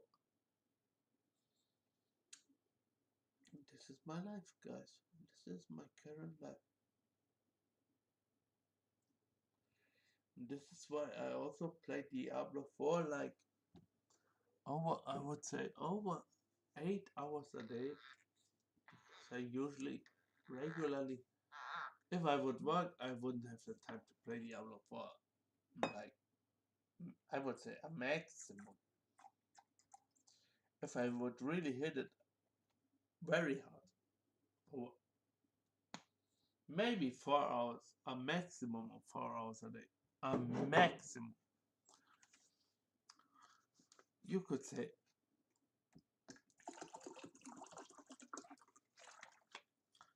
So this is all I will say, and we are going to play Diablo4 now. It's enough, I think, of talking of real life shit, which can happen to people. I'm going to the True Whispers now and taking my turn in it. But this is how it is. I'm just a regular streamer. Not anything special. I don't have.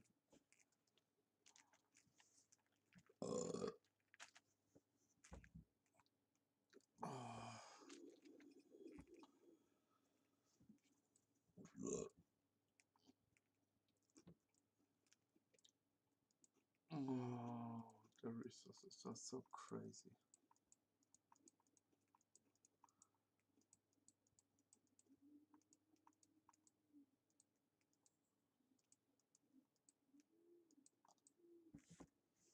Okay, be right back. Bio break again.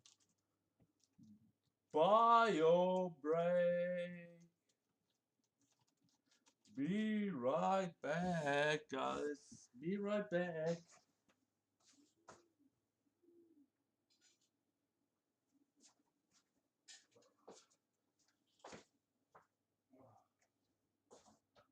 Oh.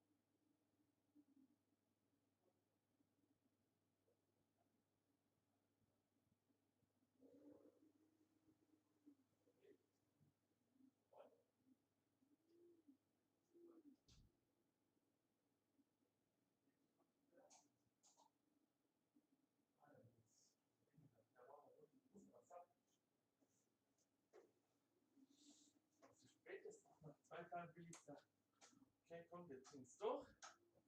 Sieht sehr gut aus. Du machst das und das. Hello, my lovely YouTube watchers. I am back from taking my bio break. I'm on hard difficulty and let's see. Sick comparison. 440 item power. I don't think this is really helm 440. I think this is also this is pretty useless. Weapon is useless.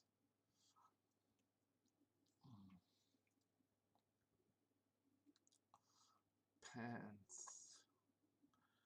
434 item power. 459. Oh my fucking god.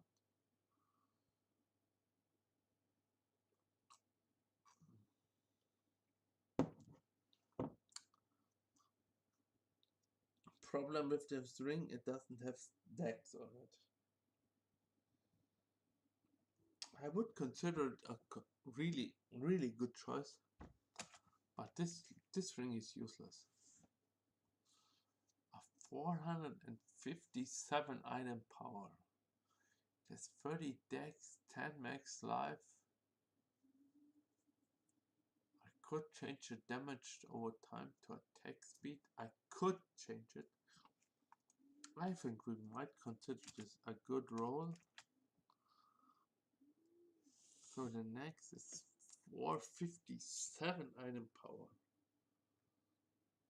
It has dex, max life, critical strike damage. I would consider this a really good change too. gloves. I have gloves with 406 item power.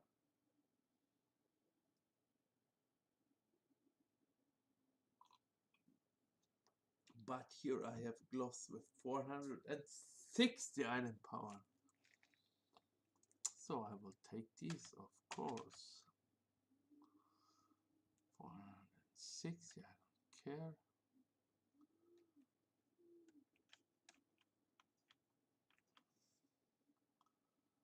Seven gloves.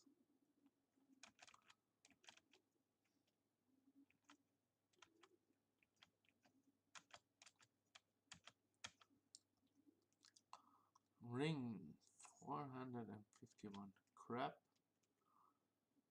455. This is crap. This is crap. This is crap. Woo! Oh, I'm at the Tree of Whispers, right? Okay.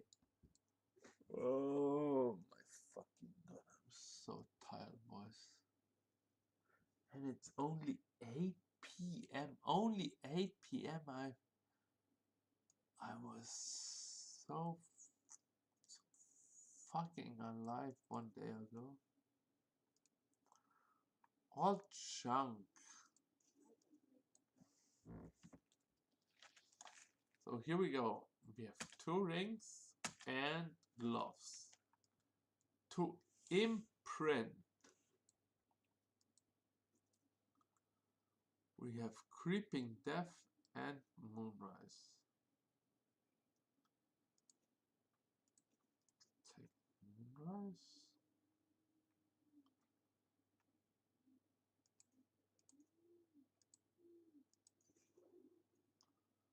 Moonrise and Creeping Death.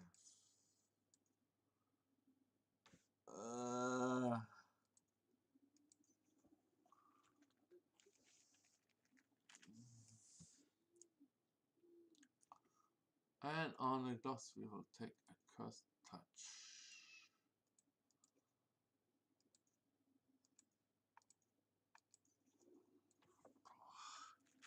Here we go. 523.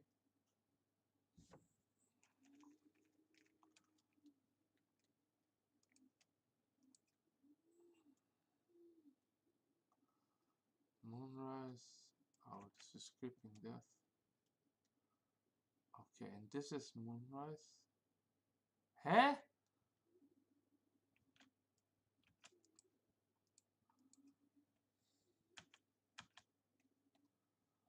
Okay, 460.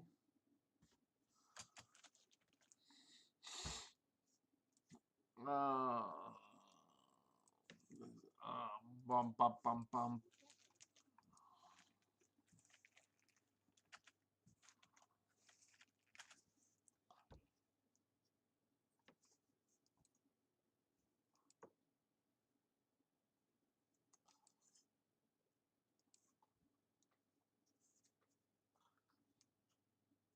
I could take armor here.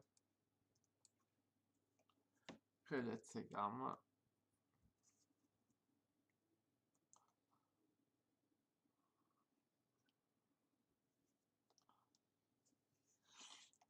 Oh.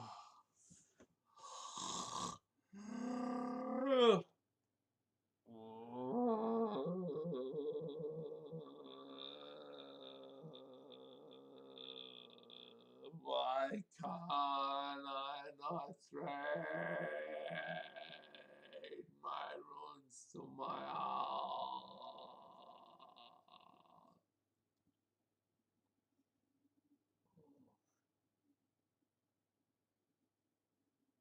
Oh, oh, oh, oh my fucking god.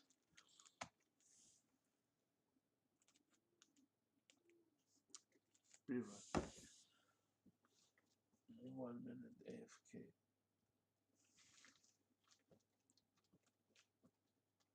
Oh fuck. Huh?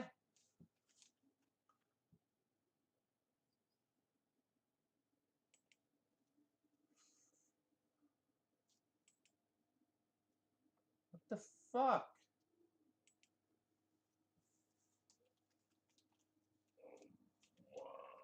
One minute AFK. Be right back. 1 minute. Give me 1 minute. 1 minute. Here we go. Start the countdown. It will be probably more than 1 minute. More than 1 minute.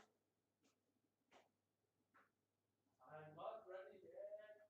More than 1 minute.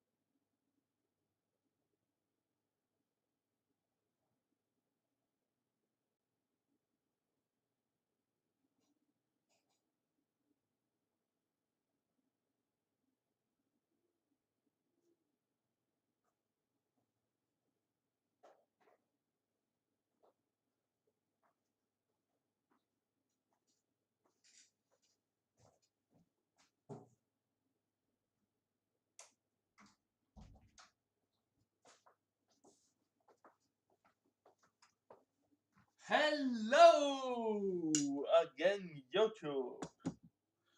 I am back. I got another piece of stuff I cooked.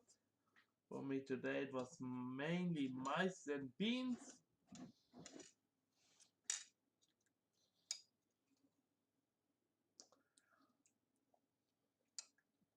Which I'm going to consume now. Even while I'm streaming, I don't give a damn fuck. I don't give a damn fuck. But if you really wanna take care about me, or if you ignore the stream, if you ignore my streams earlier, or if you just switched in, or oh my fucking god, this guy's a god.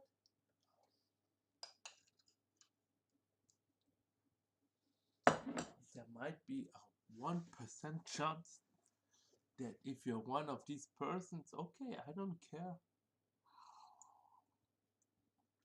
As you can see, I'm on a really, really low difficulty setting. Diablo4 Season 6. But I can tell you a lot of things about it. You can listen to it, you can ignore it. I don't give a damn fuck. I can tell you I'm not going to do any world bosses.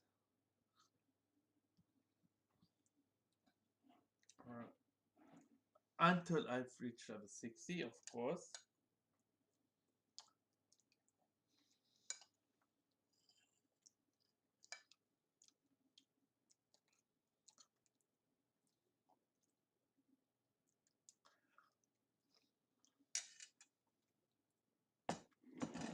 The major part of leveling up is just to get experience, no matter how. It can be Helltide, it can be Hordes.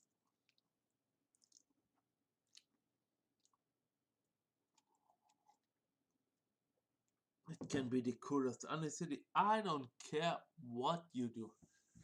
Pick one of these 3 major events you can do to get XP. Otherwise, you can say, I don't give a fucking damn what other people do. I will just do my own stuff. You can do that. You can say, oh, let's go. I'm going to do the campaign or blah blah blah. And say, oh, I don't give a fuck. I will just mix it all up. I will do Helltide. I will do side quests, and so on. And this is where we are currently at. I say, hey, I've leveled a char through the Vessel of Hatred campaign. It was really fun for a one-time adventure, I would say. But here comes a big but. But once you've done it, you will not see or feel another going through the hard stuff, going through all the shit of dialogue, going through all the shit of monsters, going through all the stuff what you've done again. So the recommendation for me to all players out there is you start a level 1 character. Level 1 character, fresh, finished already the campaign, so your mainly created fresh character is level 1 and your other character is level 60, of course, and does have XXX amount of paragon points. I would say you really need at least of 100 paragon points to feel or to get into some kind of consideration. Oh, this works like this, and this works like that, and blah blah. So you understand. Let's say you have created a druid on any other class than the Spiritborn, and you say, "Oh, I've done this and I've done that and blah blah blah," and I know I just don't want to play a Spiritborn, but I can tell you this: do never ever create a barb this season, don't try, just don't do this. Don't create a barb this season, because Bob's got so many nerfs. Sork's got a pretty good, decent nerfs, but still very good, I would say. Rogue is pretty damn good. I would say Rogue and Sork are they're fighting each other for the second position this season. The third position is Necro. Because why is this? Because the Blood Wave build is pretty damn good, and of course minions already also got buffed too. They got nerfed in season 5, but they said, okay, people are not playing minions build. We have to do something about this, and they changed it in season 6. And minions necro build is very viable this season, I would say, and it's a pretty solid all-round build in season 3. I would call the minion necro build around in the middle. It's a below the middle. A little bit below the middle. Why this? I can tell you why this. Because the top tiers in leveling or end game is always always and never gonna change. For the next seasons coming up is is Spiritborn and Sork. So Spiritborn, okay, I can feel it. It's a new class. They have to do it. Blah blah blah. It has to be good. Blah blah blah. But I don't think they are going to nerf a lot this class. They are not going to do it because when they do nerf it to a hell, or they just don't, I should just nerf maybe 25% of them damage output. They will lose 25% of the class being played. And no one else cares. They will lose, I would say, 5 to 10% of the player base they currently have, or they currently got up to. So they're probably not going to nerf it a lot, like the Sork or any, or like the Barb, which I would say Barb and Lightning Spear Sork got nerfed from season 5 to 6. Oh my fucking god, they got nerfed. Oh my fucking god, they got nerfed. Lightning Spear got so nerfed, you can call it not once, not twice, not 3 times. Lightning Spear got nerfed a total of 5 times. I will call them out now as they are described. Lightning Spear got nerfed in the way the first time you can only accumulate up to 12 lightning spears of conjurations, of 12 conjurate lightning spears. So this means you cannot have more than 12 lightning spears up at the same time running an issue. What they do doesn't matter. You cannot have more than 12. We have to nerf them.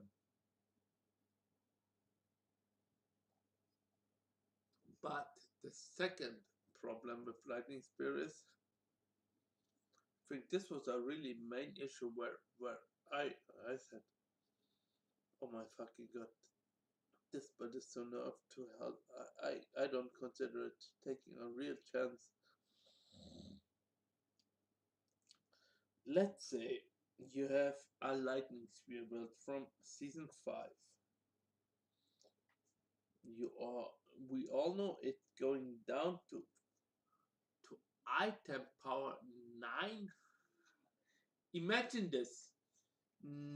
Item power 929 getting reduced to 540. 540. I say I just can't believe it. I just can't believe it. Why don't they reduce your fucking item power?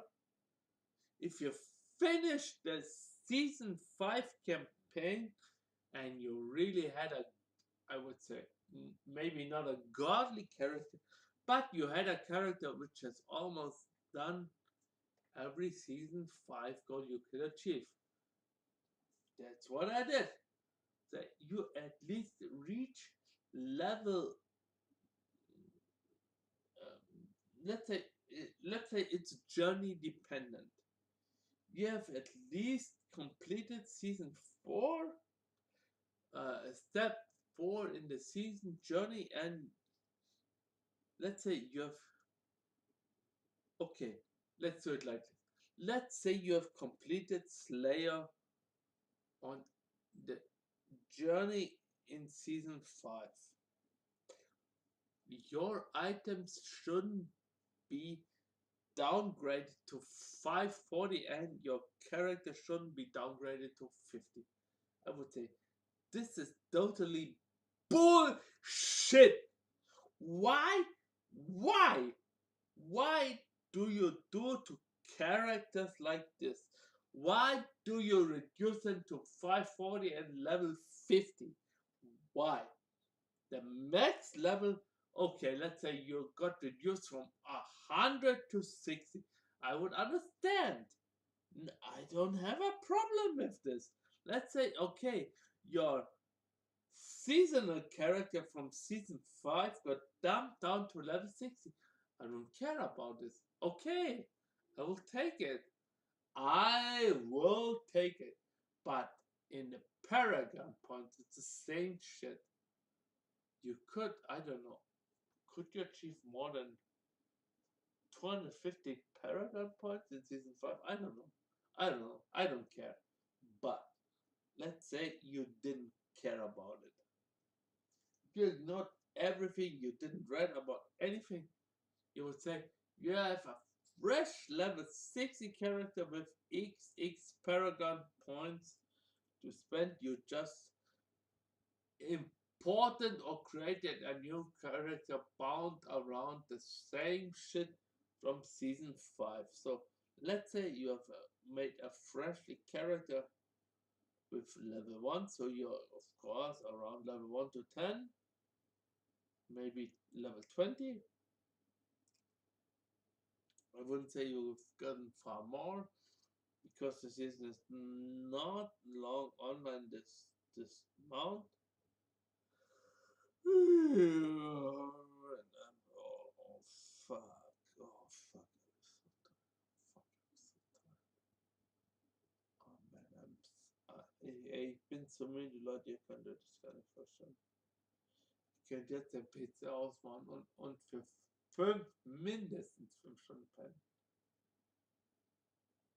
Problem ist, ich muss um 7 Uhr wieder aufstehen.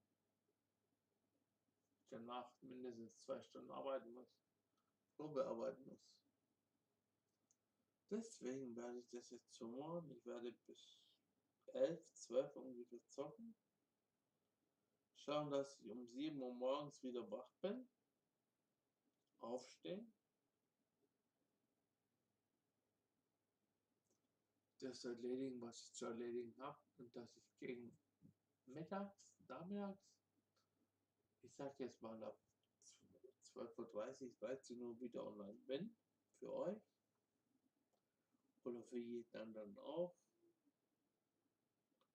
Mein Bettfleck ist sehr weit bekannt. Er ist also THE, DD, also Doppel D, Dann diese Raute, also diese Nummertaste.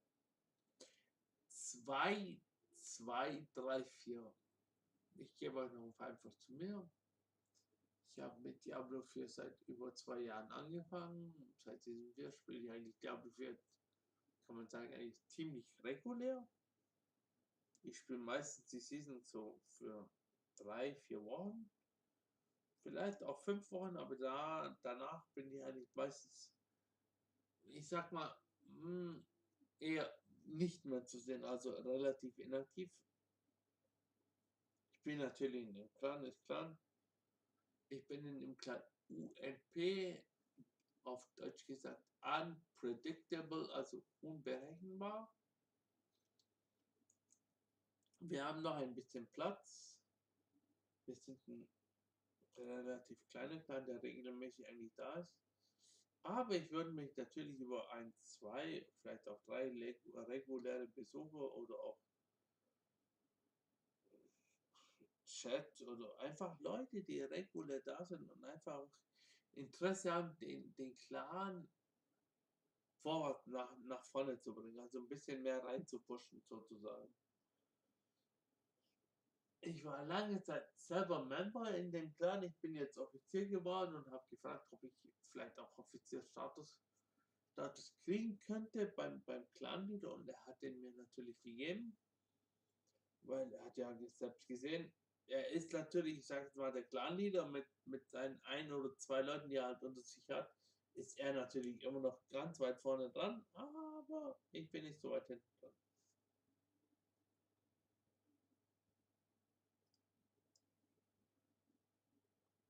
Wie gesagt, unser Clan heißt Unpredictable. Wir nehmen eigentlich jeden auf. Wirklich absolut jeden auf.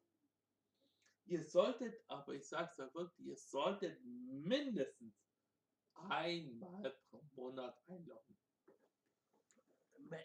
Es reicht, wenn ihr nur online seid. Ihr müsst nichts in den Clan-Chat schreiben. Ihr müsst nichts tun. Ihr müsst nur online sein, damit ich das sehen kann. Ich kann es euch jetzt zeigen hier. UNP Unpredictable. Last edited by Vacancy. Message of the Day. Das habe ich geändert. Ihr seht ja, das ist mein Battletag.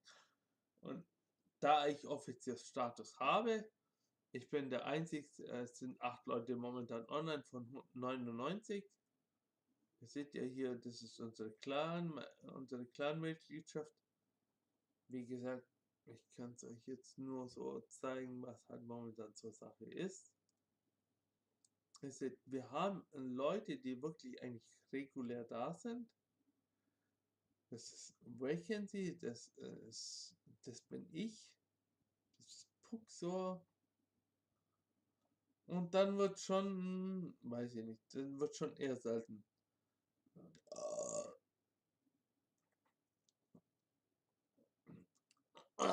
Unser Clan ist unpredictable. Ihr seht hier die Message of the Day, also die Nachricht des Tages, die habe ich natürlich geändert. Diablo4 Season6 läuft. Ist am Start. Spiritborn ist OP, klar. Ich habe extra reingeschrieben, ihr werdet es nicht glauben, die Zahl, ihr werdet es nicht glauben, aber es ist wirklich so. Glaubt's mir. Ich werde euch den Grund sagen, warum. 1500 Billionen, nicht Millionen, nicht Milliarden, sondern Billionen. 1500 Billionen. Also ihr habt Millionen sind 600. Milliarden sind, soweit ich weiß, 9 Nullen. Und dann kommen Billionen mit 12 Nullen. Und danach geht es eigentlich, soweit ich weiß, in die Trillionen. Wenn ich mich nicht täusche, laut meinem Mathematikunterricht. Also eine Trillion ist eine Zahl mit mindestens einer 1 und 15. Ich wiederhole, eine 1 mit 15 Nullen hinten dran pro Treffer. denkt euch jetzt, hä? Wie? Es gab doch einen Stat-Squish und bla bla bla. Warum sind wir jetzt fast auf dem Level, wo wir vor Season 2 waren? Ich sag euch, ich weiß jetzt nicht, warum wir da sind, aber es ist leider momentan so. Es ist die Wahrheit. Leute, Pit, früher war das Ziel, Pit 200 zu erreichen. Niemand hat in Season 4 oder Season 5 Pit 200 erreicht. Niemand hat in Season 4 oder Season 5 Pit 150 erreicht. Niemand. Ich glaube, Leute waren sehr nah dran an der 150, aber ich glaube, bei 146, 148 war bei den meisten Schluss. Es ging nicht mehr. Jetzt überlegt euch, das, was damals, ich sage euch jetzt, was damals Pit 100 war, ist jetzt Pit 80. Also wir können sagen, alles, was damals Pit 200 war, ist jetzt Pit 180. Alles, was damals Pit 150 war, ist jetzt Pit 130. Ich glaube, soweit ich weiß, ist das momentane Max-Level, was man in der Pit erreichen kann, ist Pit 150. Und das hat noch keiner geschafft. Aber die Season ist ja noch jung. Ich kann euch sagen, was geschafft wurde, ist Pit 100 wurde geklärt, egal mit welchem Bild, mit welchem OP-S-Tierbild, also mit einem wirklich absoluten Mega-Bild, wurde Pit 100 geklärt. Pit 110 wurde mit einigen Builds auch geschafft, aber nicht mit vielen. Oder mit sehr wenigen. Das krasseste ist aber Pit 120. Pit 120 wurde bisher nur geschafft mit diesem Quill Volley OP Build. Ich sag dazu jetzt nichts mehr, ihr könnt es einfach nachlesen. Ich gebe euch den Streamer-Namen, ihr könnt es dort auch nachgucken. Er hat selbst Seiten erstellt, Videos erstellt, bla bla bla. Ich sage euch einfach nur den Streamer-Namen. Es ist Rob2628. Er ist eigentlich ein deutscher Streamer, aber er streamt meistens das Spiel auf Englisch. Er sagt ganz selten was auf Deutsch. Aber wenn ihr ihn auf Englisch begrüßt, er versteht es. Glaubt's mir, er versteht es. Und so werde ich das auch handhaben. Ich habe den Quill Volleyball erstellt. Ich bin Level 60 geworden. Aber ich habe gesagt, hey, irgendwas passt hier nicht. Irgendwas fehlt. Ich bin gleich wieder da. Ich habe so einen Druck auf der Blase, ich weiß nicht, was los ist. Ich bin gleich wieder da, Leute.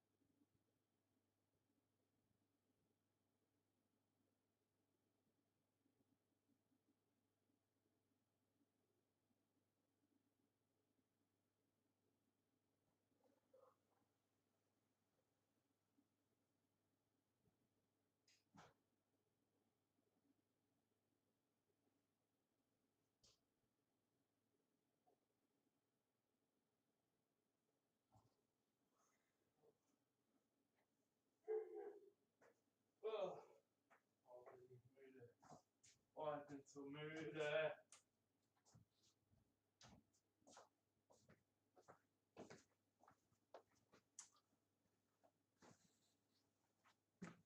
So. Ich bin wieder da. Ich bin wieder da. I am back, guys, for you. And the power.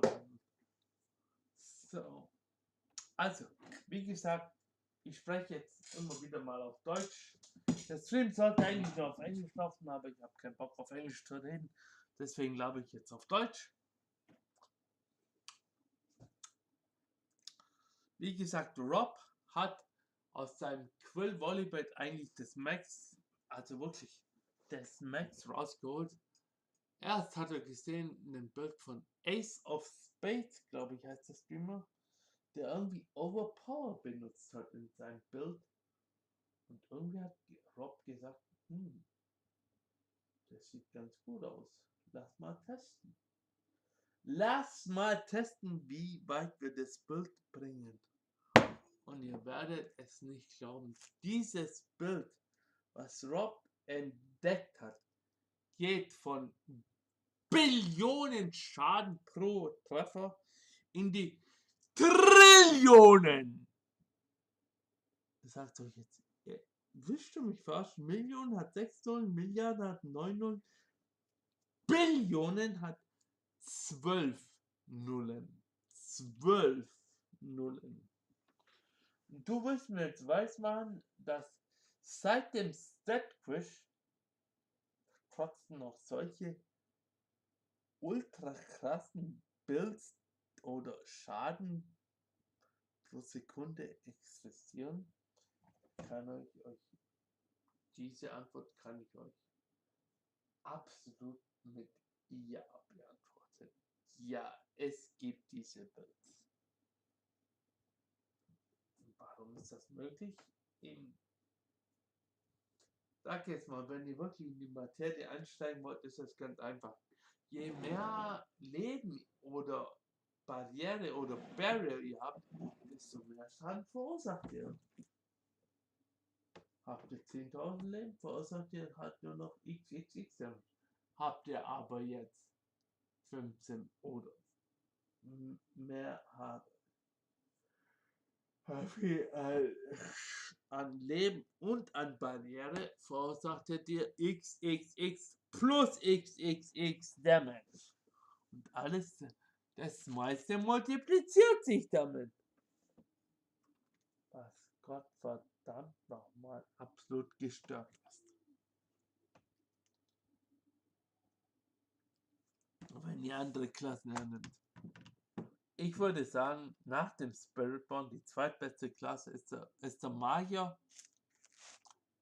Der Magier bleibt auf Platz 2. Weil Lightning wird doch anscheinend nicht so arg betroffen wurde, wie man glaubt. Aber er teilt sich den zweiten Rang mit dem Dieb, der ungefähr auf ähnlichem Level tendiert. Vielleicht minimal runter, aber wirklich nur minimal runter. Danach würde ich sagen, nach dieser Klasse, also nach dem Zauberer und nach dem Dieb, kommt der Necro. Der ist so ein bisschen besser als der Durchschnitt, aber auch nicht absolut die mega oder gute Klasse, die man spielen sollte. Danach kommt ich würde sagen, der Druide. Der Druide ist immerhin noch besser als der Barbar,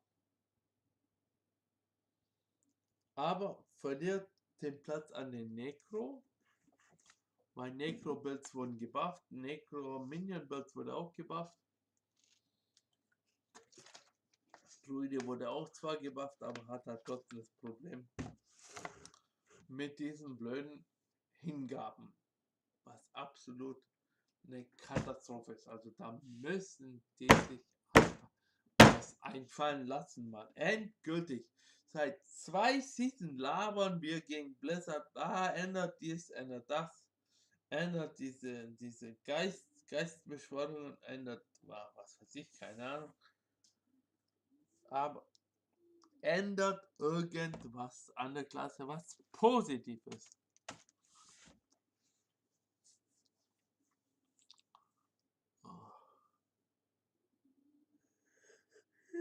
Oh. Ach du Scheiße. Ich kann nicht mehr. Scheiße.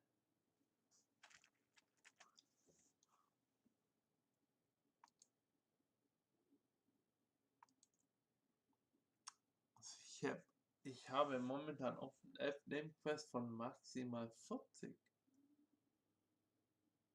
Ich weiß nicht, wie war das früher? Maximal 20? Kann es sein? Ich weiß es nicht. Es kann sein, dass bei 20 Schluss war.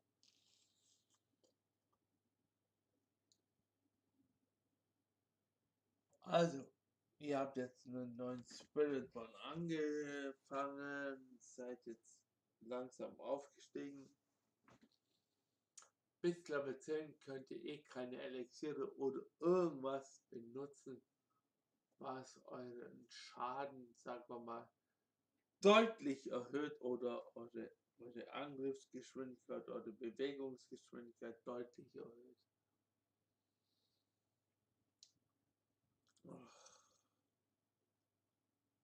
Moment.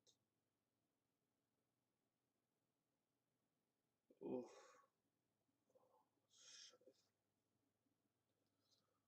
Scheiße. Nee. So besoffen. Also Leute, hört genau zu. Ihr denkt euch jetzt, warum soll ich diesen und diesen Betrag für XXX ausgeben, bla bla bla. Ich will euch keine weiteren Gründe dafür nennen, weil es gibt schon genug dafür im Internet.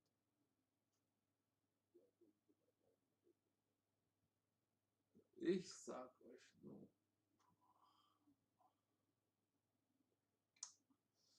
ich habe einen Spiritborn, also die neue Klasse, von 0 angefangen, fast von 0 angefangen.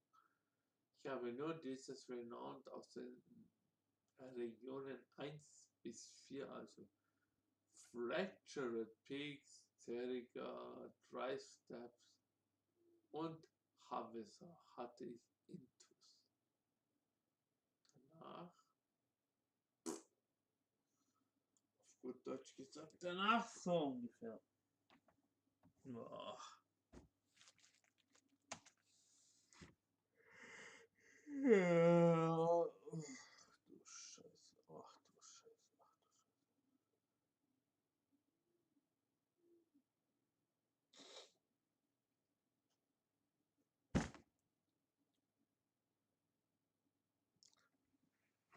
ach du Scheiße. Oh, Scheiße.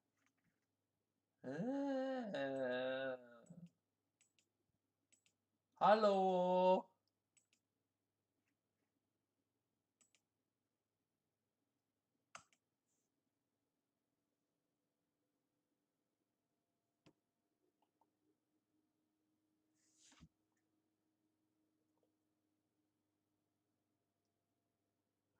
Oh.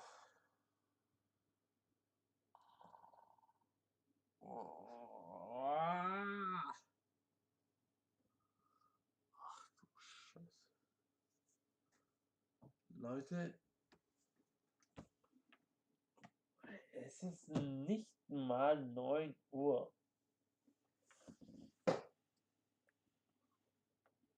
Hey, nicht mal 9 Uhr. Ich habe nicht mal 2 Stunden gestreamt und ich bin schon total kaputt. Oh, ich bin schon so kaputt. Ich kann einfach nicht mehr. Alleine packe ich das nicht.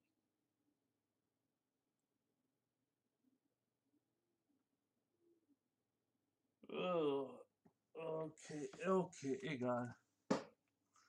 Wir versuchen es. Ach du Scheiße. Ach du Scheiße.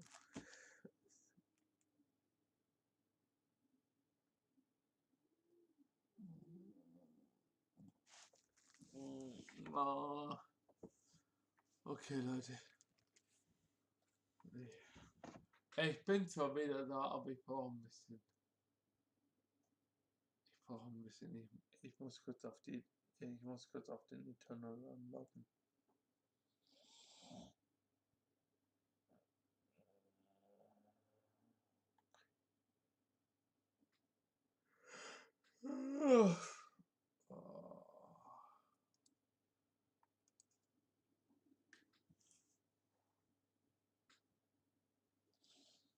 Also ich zeige euch jetzt mein Frozen Orbild von Season 4. Dieses Bild hat so gut wie kaum Änderung erfahren. Ich habe es noch extra optimiert, als ich gemerkt habe, Season 5 könnte schwierig werden.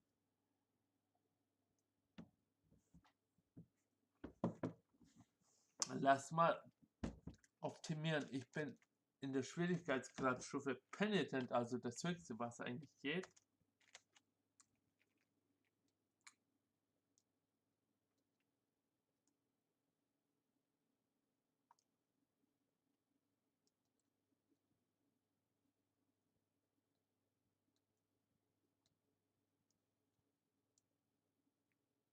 Oh. Oh.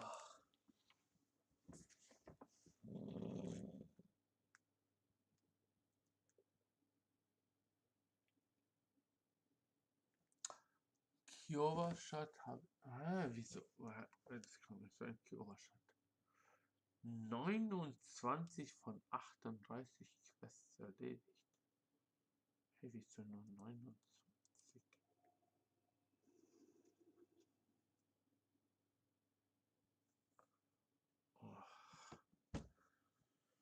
Oh.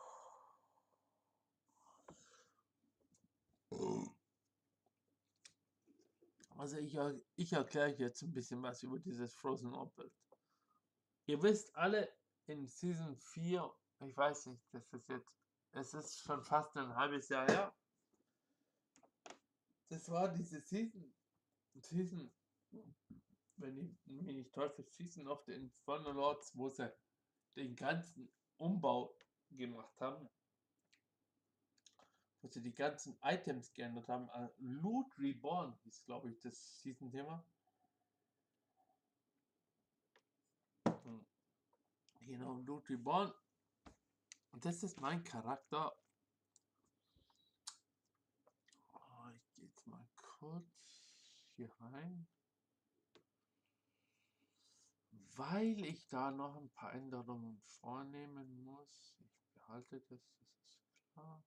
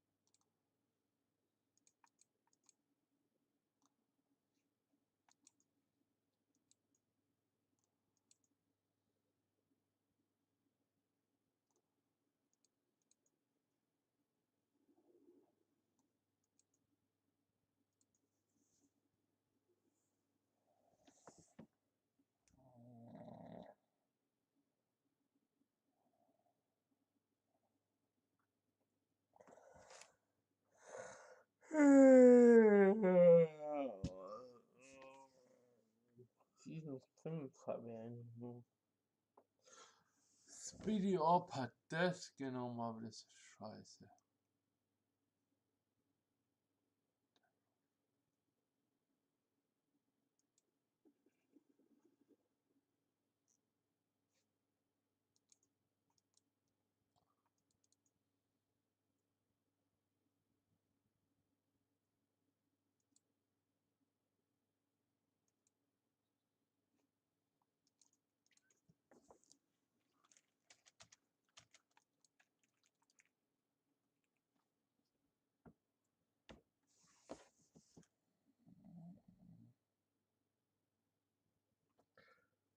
Äh.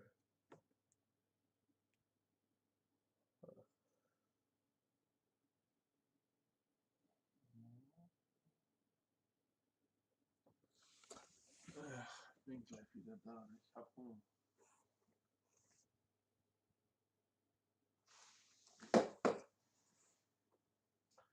Ich habe vor einer halben Stunde gegessen.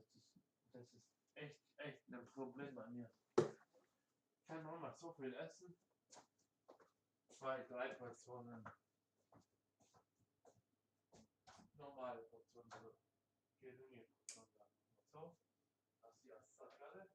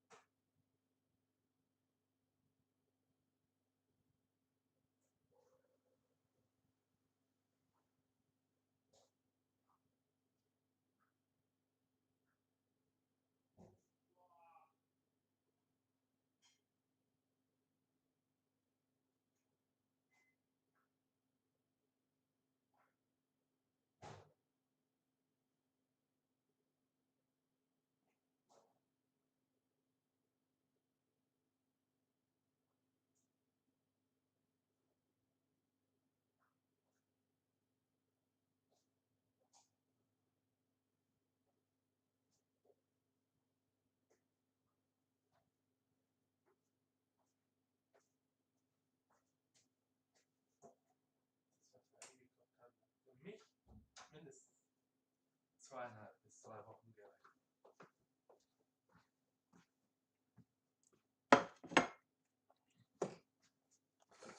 Oh, da bin ich wieder, Leute. Hallo, Leute von heute. Oh, Also, ich würde sagen...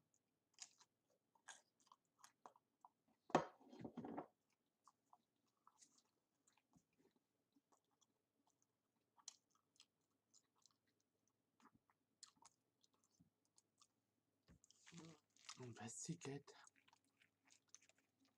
Soll irgendwas an der Cathedral of Light untersuchen?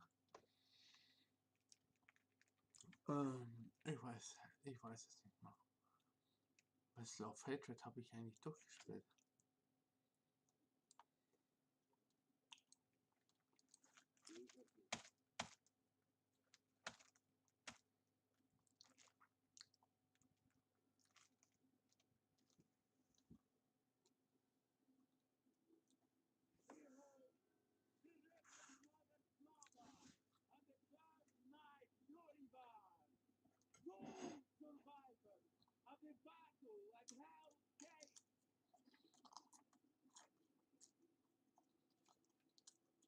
Today we gather to witness the dawn of a new age, one made possible by the courage and sacrifice of our father Naris. Yuravar and I have returned from the depths of hell, bearing his message along with the scars of our trials, to show that our devotion has not wavered. In hell, I was cleansed by battle and flame. Doubt and wickedness were burned away. But in the end, I was preserved. May all who serve the light do the same. This man is a mercenary, sworn to the service of the murderer, Laura. She tried to hide the Horadric girl, Nahel, from our judgment. A girl who threatens us all by carrying a fragment of the very same evil I battled in hell. Do you agree to repent of your sins and to walk with us in the light? I do. Bless you forever and ever. Thank you. In the name of the Holy Father, I swear it. Release him.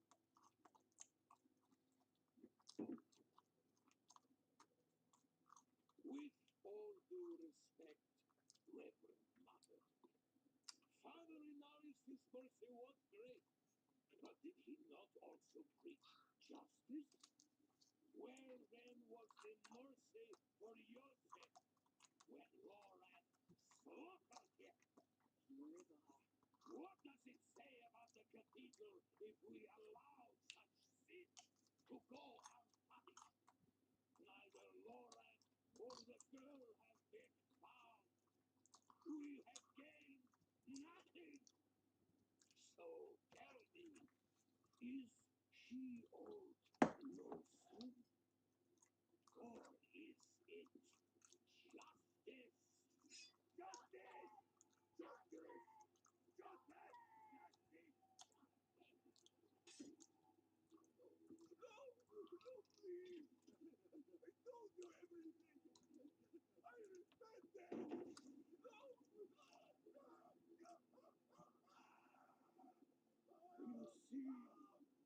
You see, his sins were too great, too deep, and his faith was not strong enough to preserve him. Evil will no longer be tolerated in sanctuary, and we will show the heavens that we are worthy.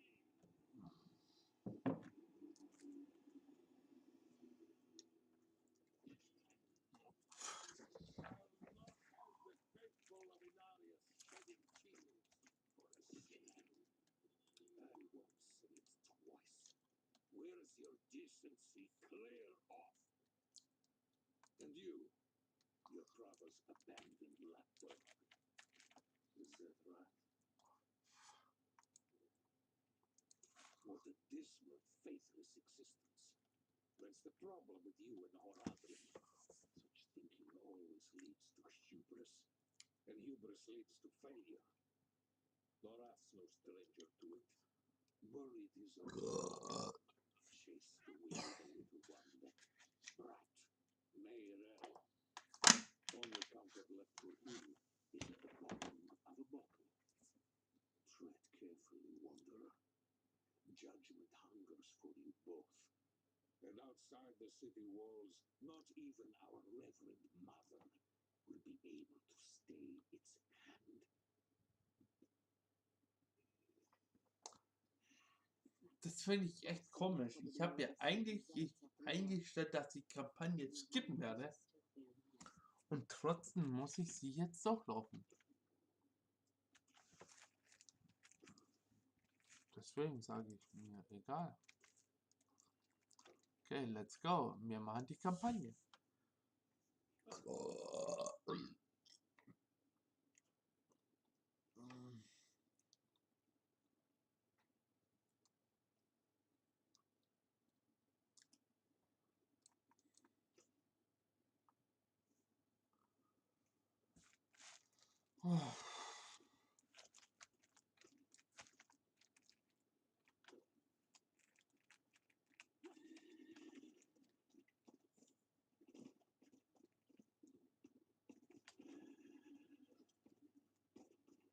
51? Wieso bin ich schon Level 51?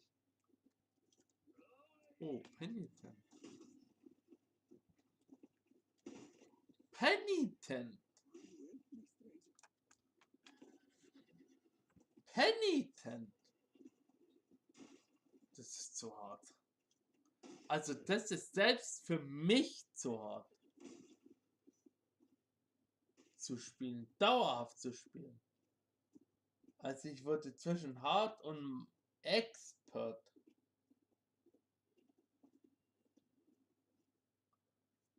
Hart aus Gründen der Farbenhaftigkeit wählen. Aber okay, wir gehen auf Expert. Wir gehen auf Expert.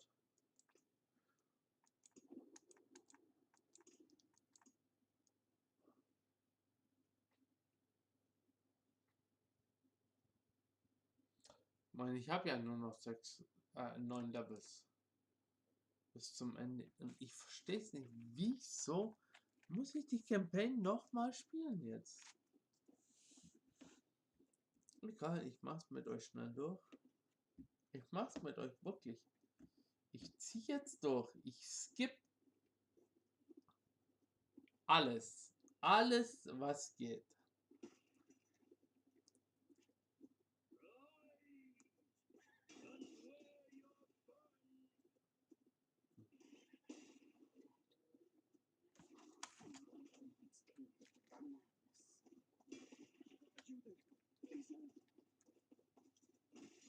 You there!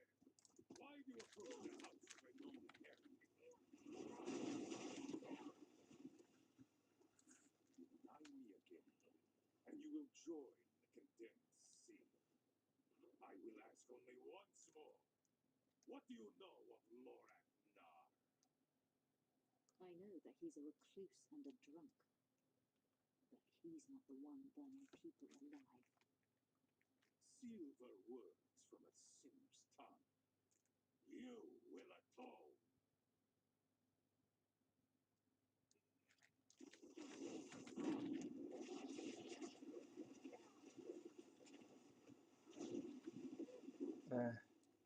Hä? Egal, ich spiele mein Frozen Outfit jetzt.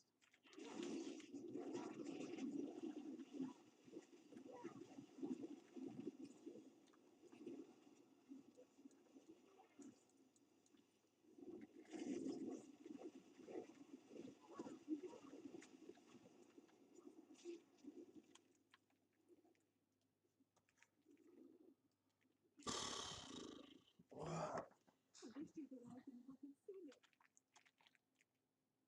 find's halt so scheiße. Oh no.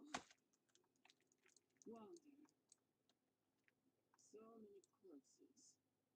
Always leading to you. And who is this? I am here to seek aid.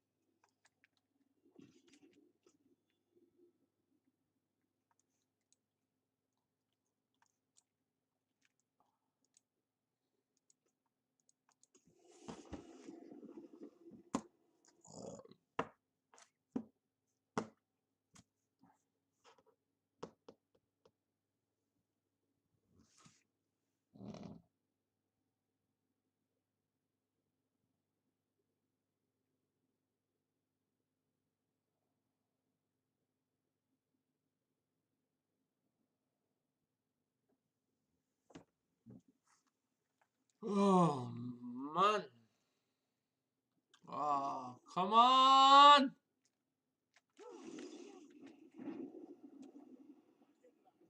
You walk in, you get checked for disease like everyone else. Lady, I told you. There's no more. No coin, no deal. You want the blade, you pay the price.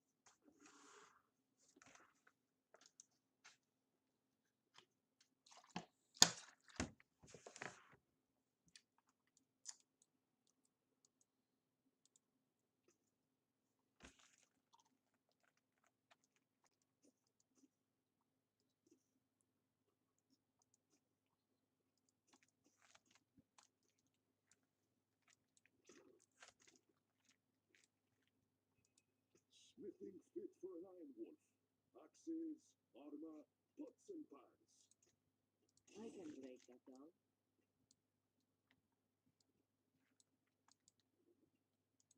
Lucky day, friend. You seem to have found it.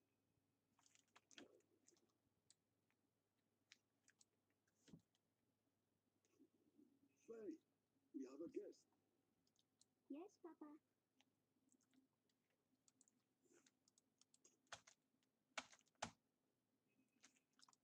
Stay put, Faye. If trouble comes a-knocking, Don't I go to the hideout? Like you said.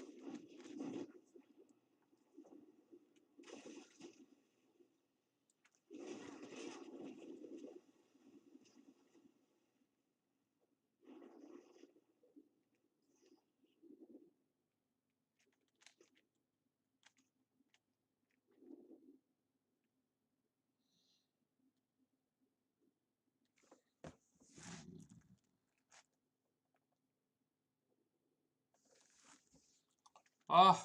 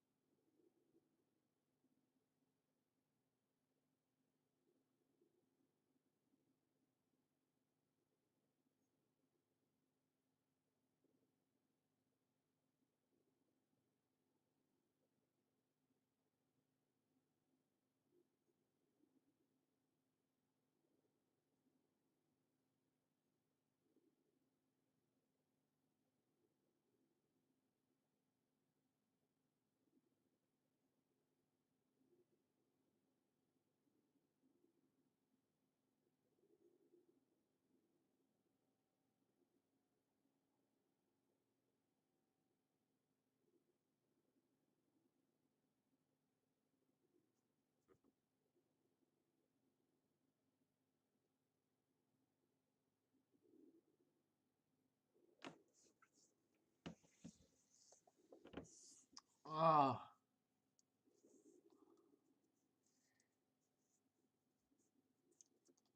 Find this.